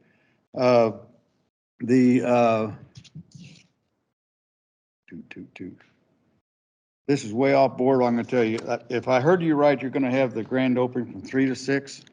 I know on my working days, I didn't get home till 6 o'clock. I don't know how you expect working people are going to get out here to your grand opening when you're going to close it up at 6 o'clock. That should have at least gone to 7 o'clock. Thank you very much. On that last part, Mr. Rose, it was a Friday. We did discuss that, actually. It was on a Friday, and our thoughts were it's generally easier to get off work a little bit hour early. That's normal pretty much around here. And that's why we went to 6. We also anticipated that people would be lingering after 6, and we didn't want staff staying here exceptionally late. So it's not like 6 o'clock, we're going to be grabbing a boot and pushing everybody out the doors. We did have that compensated so that at 6 o'clock, if you come in at like 5:45, you're not going to be kicked out right at 6 o'clock. You can see what you need to see. And we did put a buffer in there because if we went to 7, it was brought up. If we went to 7, well, now we're really looking at 7:30 or 8 before like staff would be able to get home. But just know that if someone's here, if they come here before 6 o'clock and they want to do a quick tour, I'll be here. I'll personally take them through it if that's what it takes. I appreciate so that but our when ratepayers can see It's everything. going to be till 6 o'clock. They're going to assume that you're closing at 6, so therefore they're just not going to come. I understand. All Yes, right, sir. thank you. Thank you. Mr. King? Yeah, we met on the 17th and we had 3 items that we went over. We went over the cash report. All looks good there. There's some money in the kayak account that's not earning a lot of interest. So staff's going to look at seeing if we could roll that into an account that's earning a lot more money than it's currently earning. We went, one of the goals of the committee was to present a charter for the bylaws committee to include in possible revised bylaws, which, did we send that to, I know we were going to check on that one thing. There was one issue we were going to check on. I think it's finalized and we'll get it to the bylaws committee. And then the last thing was this board is supposed to approve the investment policy annually. And there's a couple of issues in there that we need to look at a little closer before the committee can recommend that. One is the type of investments that we're allowed to have. And the report doesn't really show what those investments are, so we can't really assure that that's being followed. We believe it is being followed. Make that very clear, but we can't tell that yet.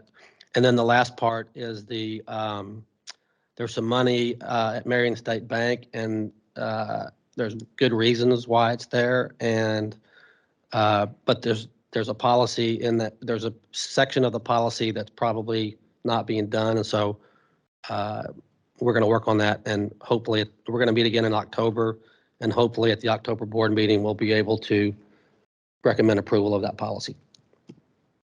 Any questions? Awesome. Thank you, Mr. King. Appreciate your work on this. Sure. Item 4, bylaws committee, meeting was canceled. Mr. Sherman, anything else? Yeah, we had to cancel the last meeting. I believe we're through item 3.03, which is a pretty heavy one, which is why we stopped there. But we'll pick back up on that. And then Mr. King's comment about the description of the different committees that we have to put in our bylaws. We do need the other committees. I believe it's the investment committee and the finance committee. So James, I need a snippet from you guys so we can put in the bylaws for our final recommendation to the board. Okay. Thank you, Mr. Sherman. Executive committee, nothing new to report. I guess we did hold a pseudo meeting. Any comments, Mr. Frias, Mr. Hendricks? Other than, just getting a more in-depth future forecast as to what is, coming our way, work-wise. Other than that, that's pretty much it. Mr. Hendricks? I do have a report that I was late in finalizing that was a mid-year review with Mr. Allen. It was an informal review just to sit down and discuss accomplishments and goals for the second half of the year. So I will be getting that copy out to y'all, and it will be included in next month's packet. Apologies for that being late. Public Service Committee, Mr. Frias? We didn't have a meeting. No problem. Thank you. All right, let's move on to item 3, CRWA board meeting. Ms. Miller? So the meeting started at 6, it ended at 6:28. It was a very short meeting. Wonderful. There were 14 board members present. The thing that Nick was talking about earlier, the taste and odor issues that occurred were caused by algae called MIB. I'm not going to pronounce the word. They're naturally occurring compounds that have a earthy, musty taste and odor. They do not pose a public health risk. TCEQ is planning to test for PFAS chemicals in August. They are easily transported large distances. They tend to accumulate in groundwater and can contaminate drinking water wells and other sources of drinking water. The policy committee said that the bylaws will be on the August agenda for approval, which they've been working very hard on that. So that's all I have. Thank you, Ms. Miller. It was a very short meeting. I have a couple questions. I don't know if y'all can give us an update on some of those executive items.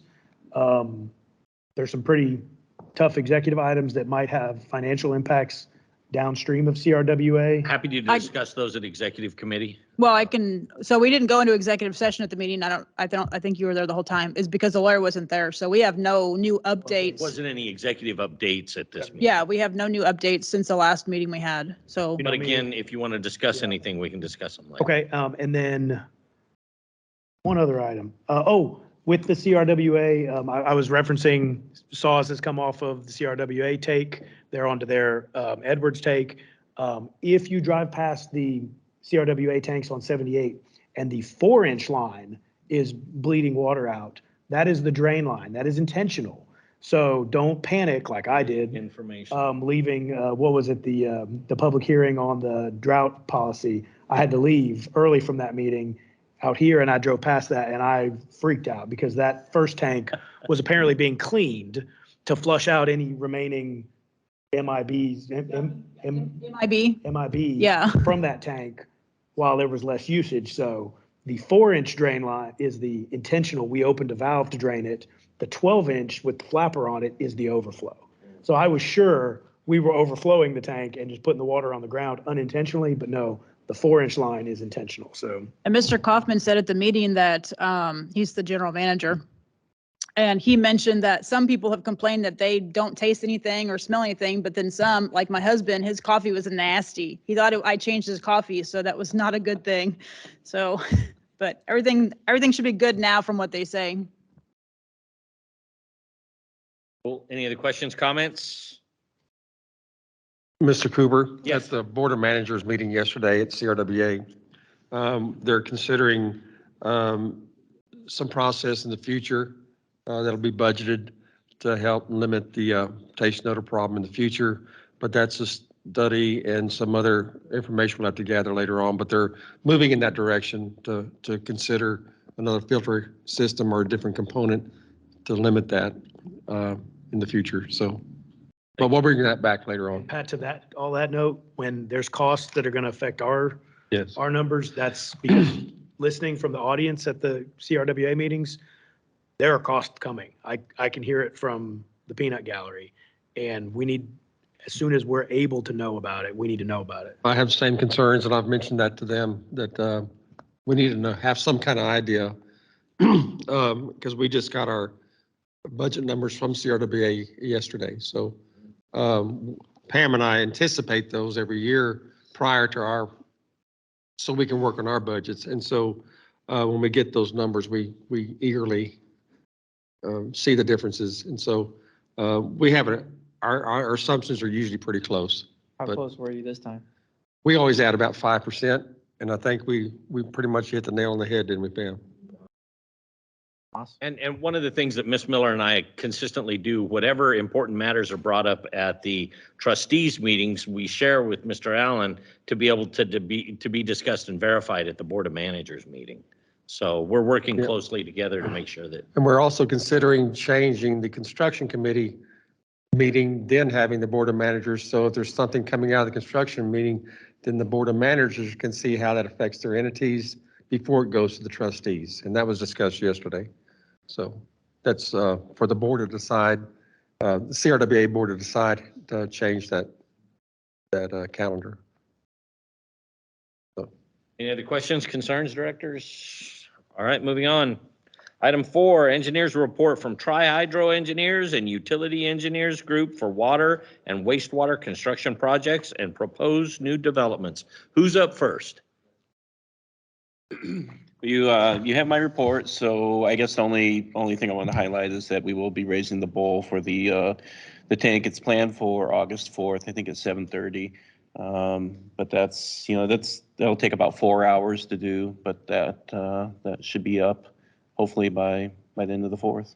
Would you shoot a reminder out by email if I've got spare time? That's interesting to me. It's just. Yep. And it's a little bit anticlimactic just because it takes so long to raise up. It doesn't just shoot up in there, but yeah. And it is subject to, I just want to say it's subject to weather too. If it's too windy, if it, rain, things like that, then they'll have to cancel and change that. Can we write it up? No, they're a long time. And then Jason, I was going to follow up on the reuse item, and it was mentioned in an earlier report as well. Is there any movement on that? I thought we were going to have something come back to us this month. Yeah, we're hoping to come back this month, and we say it every month. We're expecting it the next month. It's just going back and forth with city staff on the specifics for the agreement, and that's really all that's going on right now. Just so that we can address their concerns and make sure that everything gets in there. If you remember, the board instructed us not to spend a whole lot of time with this. However, we have to spend time on it, but we're not trying to evolve the engineer any more than we have to on it. But we also didn't want to bring anything to y'all until we had something more concrete from New Braunfels, and that's what we're working on now, Sam and I and others. And it's taken a while to get that. I'm not complaining about New Braunfels, but there's a lot of things to consider. But we didn't want to bring y'all a agreement that was halfway done. So we hope to get that to you as soon as we have some more It's making meetings. progress forward. It's just, right, like I said, a little bit back and forth, and just an update on them. I did talk to a council member yesterday, and it's fully funded, and they're planning on starting soon on the dirt work for the actual sports park. Any other questions? Thank you, sir. Gary? Provided a memo in the board packet. The only thing I wanted to add is I did get an email from Water Development Board yesterday on the Phase 1A project with D. Guerra. They're issuing their certificate of approval by Friday. So it went through their committee yesterday. So we'll be able to close that one out in the next probably a couple of weeks. They'll release retainage and the certificate of approval from them. So Phase 1A, this is the I-10 to 78 sewer line? yes, okay, yeah. So that one will come off of the list finally. And we're all squared away with the contractor? We're still withholding the retainage, and there's liquidated damages. That's where I'm going. Withheld, We, yes. everything that we've talked about previously is. Yeah, that's moving. all still at play. That's really the only update that I have.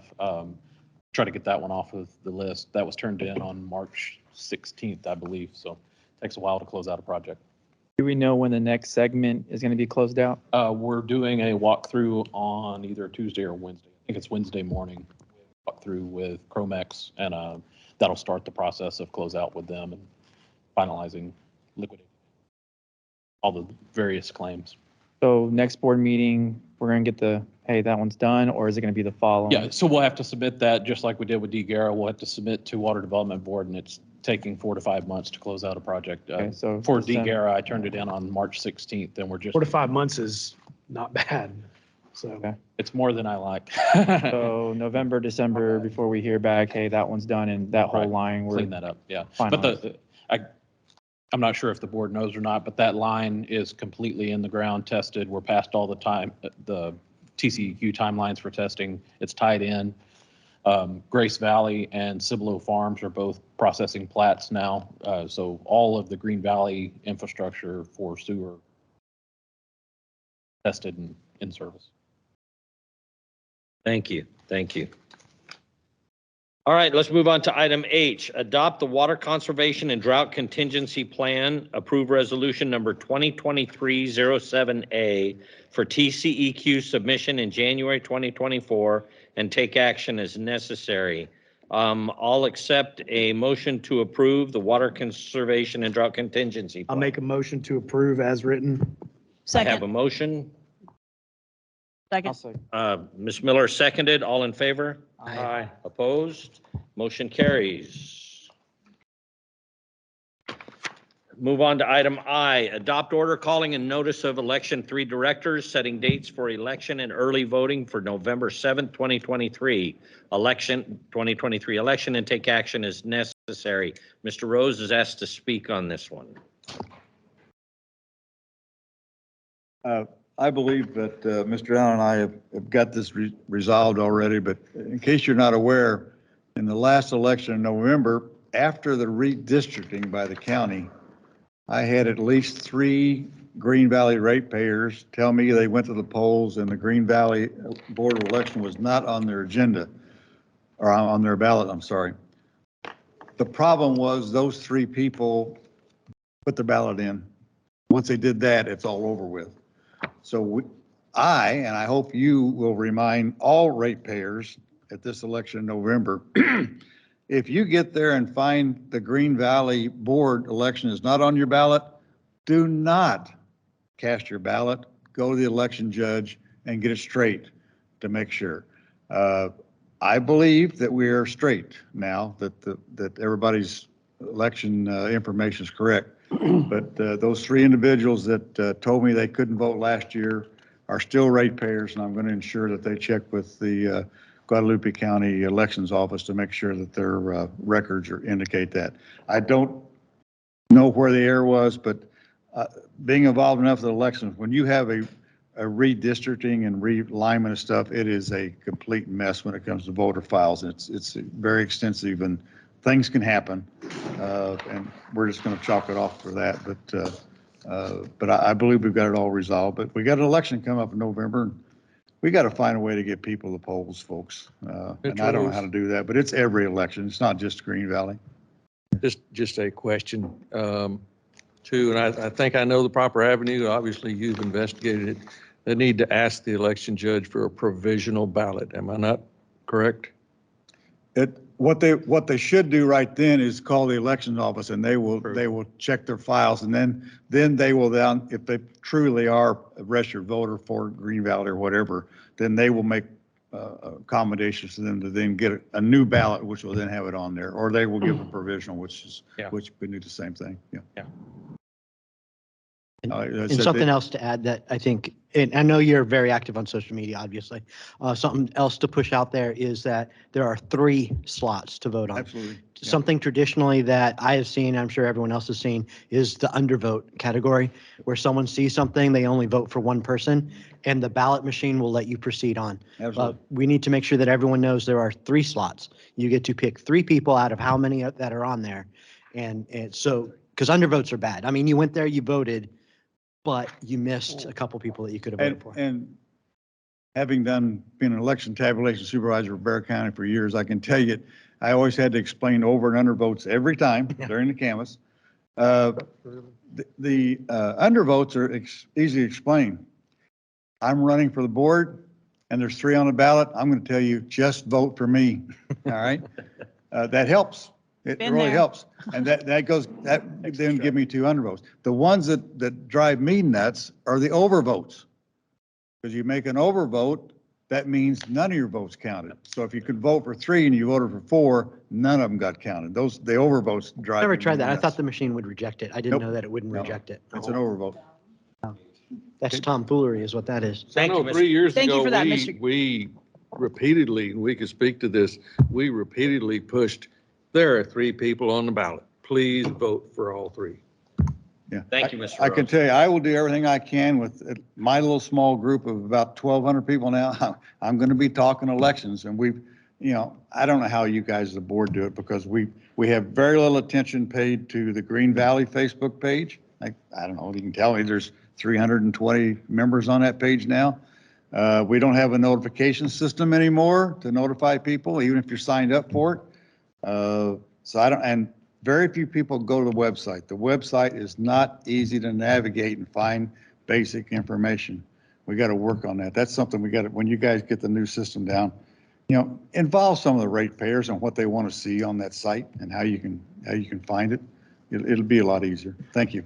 And Thank you, Mr. Rose. Pat, I had that noted down as well. We've worked with the elections department because I know when this was brought up after probably in the December period of time, we said we were going to work with the different counties over the year to make sure we got this squared away as best possible. Yes, we do. Tracy meets with them regularly. Okay. Just 2 weeks ago, I met with Tracy and the elections of Guadalupe County.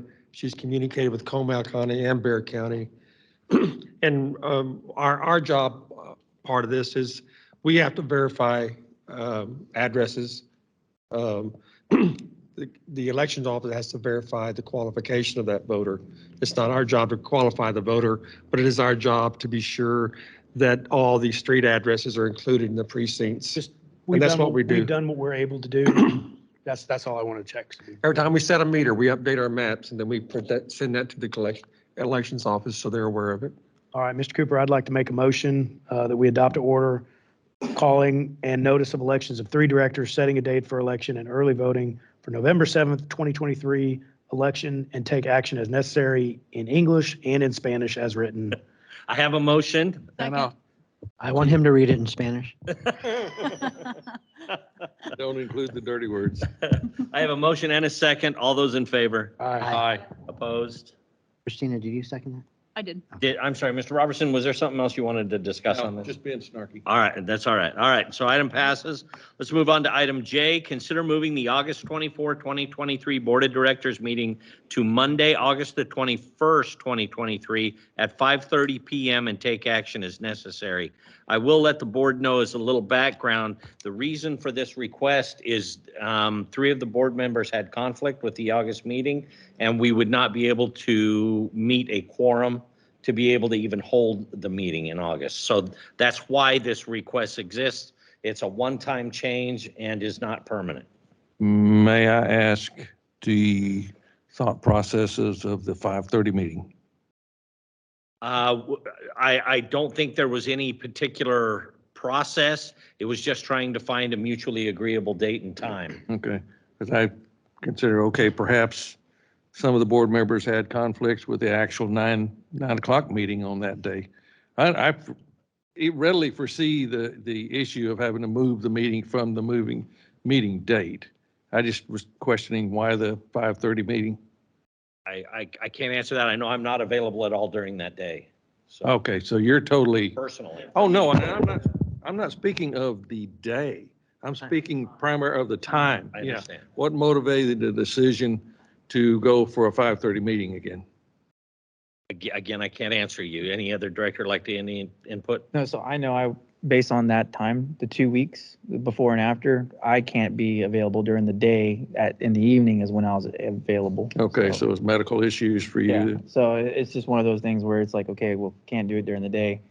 To have that in the afternoon would have been my ability to do it, so. And I know that Cody was working on a quorum of directors being able to meet at a specific time. So I think it was just what she found, right?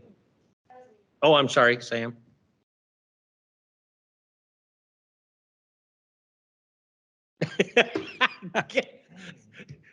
You could just say, thank you, it's me. Thank you, it's me. Perfect, look at that. All right, I'll accept a motion to change the August 24th meeting to Monday, August 21st at 2023, 5:30 PM. I'll make a I have a motion I still to, have a discussion. Okay, I appreciate after- that. Let's get it on the table and then we can discuss. I'll make a motion to move the August 24th Board of Directors meeting to Monday, August 21st at 5:30. I have a motion. Do I have a second?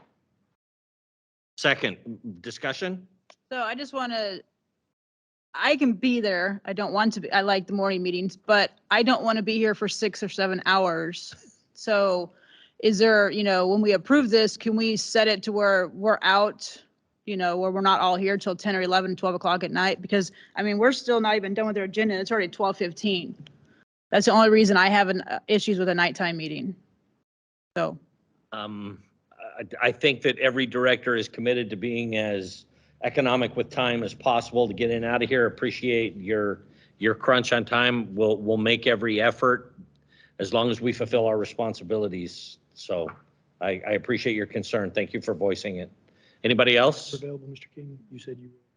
I'm traveling that day. I should be back in time, but if we have a problem, Okay, flight-wise, but I don't, it should be fine. thank you. Thank you. Any other questions, concerns? All right, I have a motion and a second. All those in favor? Aye. Opposed? Motion carries. Meeting is changed. Item K, review the non-standard water and/or wastewater service agreements provided by Green Valley SUD Legal and take action as necessary. Do we want to handle these in bulk? Do we want to take them all individually?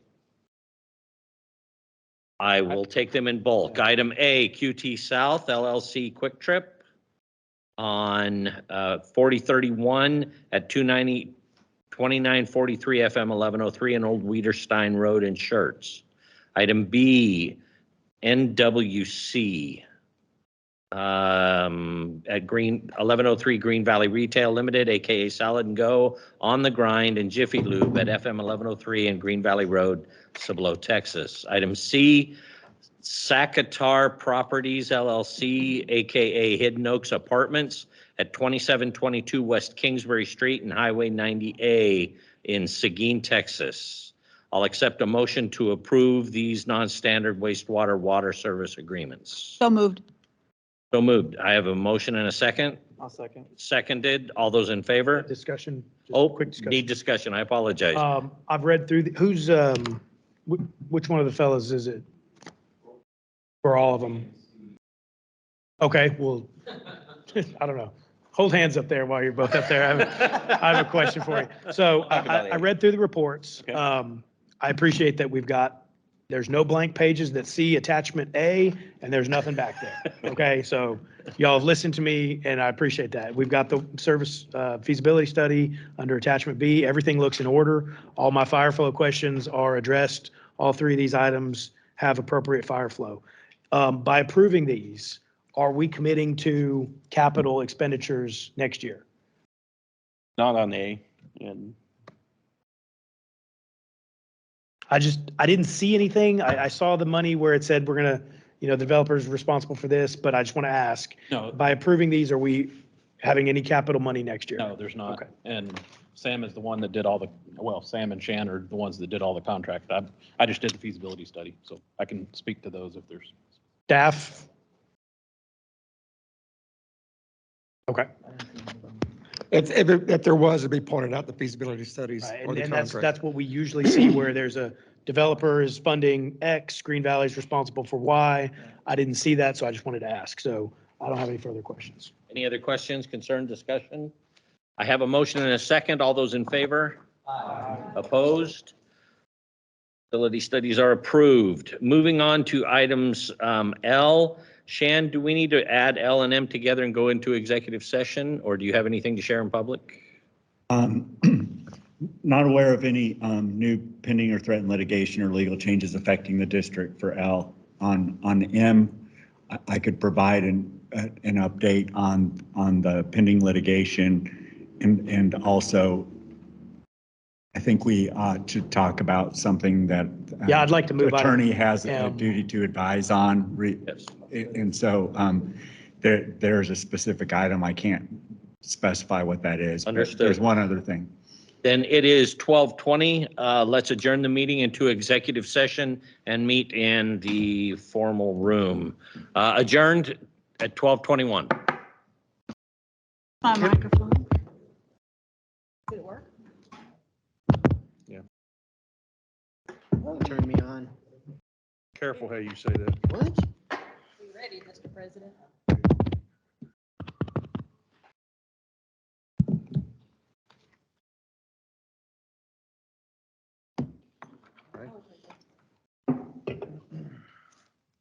Well, that was fun.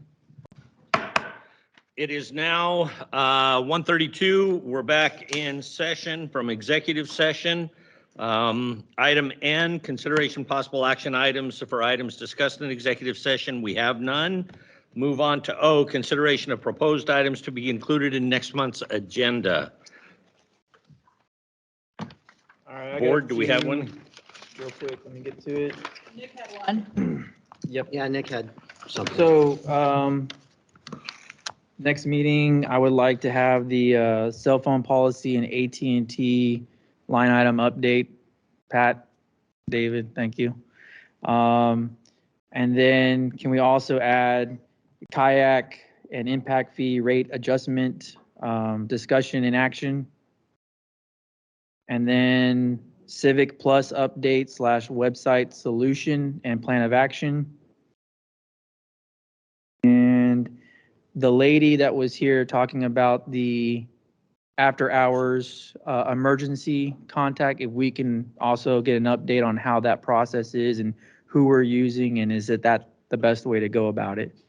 Yeah, I've So, got that. I've got okay. that one as Those well. are my four, so. Maybe under your report, Pat, you could just say, how many after-hours calls have we had? And I imagine it might be enough where we don't need a service out of Dallas and we can just have our on-call operator receive the call somehow. It's an emergency line. It's pretty important, so. Yeah. And I had a discussion item. It can be under your report maybe. And then if it's, but we need to take it further, we can take it further on easement approvals, the cost of easements, how we do that. And then, I'm sorry, you're looking for an analysis of the easement Well, process or what? based on our numbers this year, we've gone way over, but how do we determine how much we'll pay for each easement? I want to understand that. What the market bears. We'll deal with that. We'll see what we can do. Okay? And John already covered the number of service calls that in reference to that lady's comment. Okay. Anything else? Jason? Oh. Also, facility policy usage, where are we on that? We can get an update. Yeah, facility committee, we got to work on that. On what? The facilities usage policy, because we're getting a request to use the facility. Oh, and yes. We need a policy in place. Well, we so- need to also, when we do that, we need to meet about and talk about the other building. So we'll Yep. work on that if we can Okay. get an Good. agenda set up for that. All right. Anybody else? All right. Thank you, board. I will entertain an motion to adjourn. So moved. Second? Second? Second. Second. All in favor? Aye. Aye. Motion carries. We are adjourned at 1:35. I'm sorry? The motion was made by Mr. Robertson. Beat you to the punch. As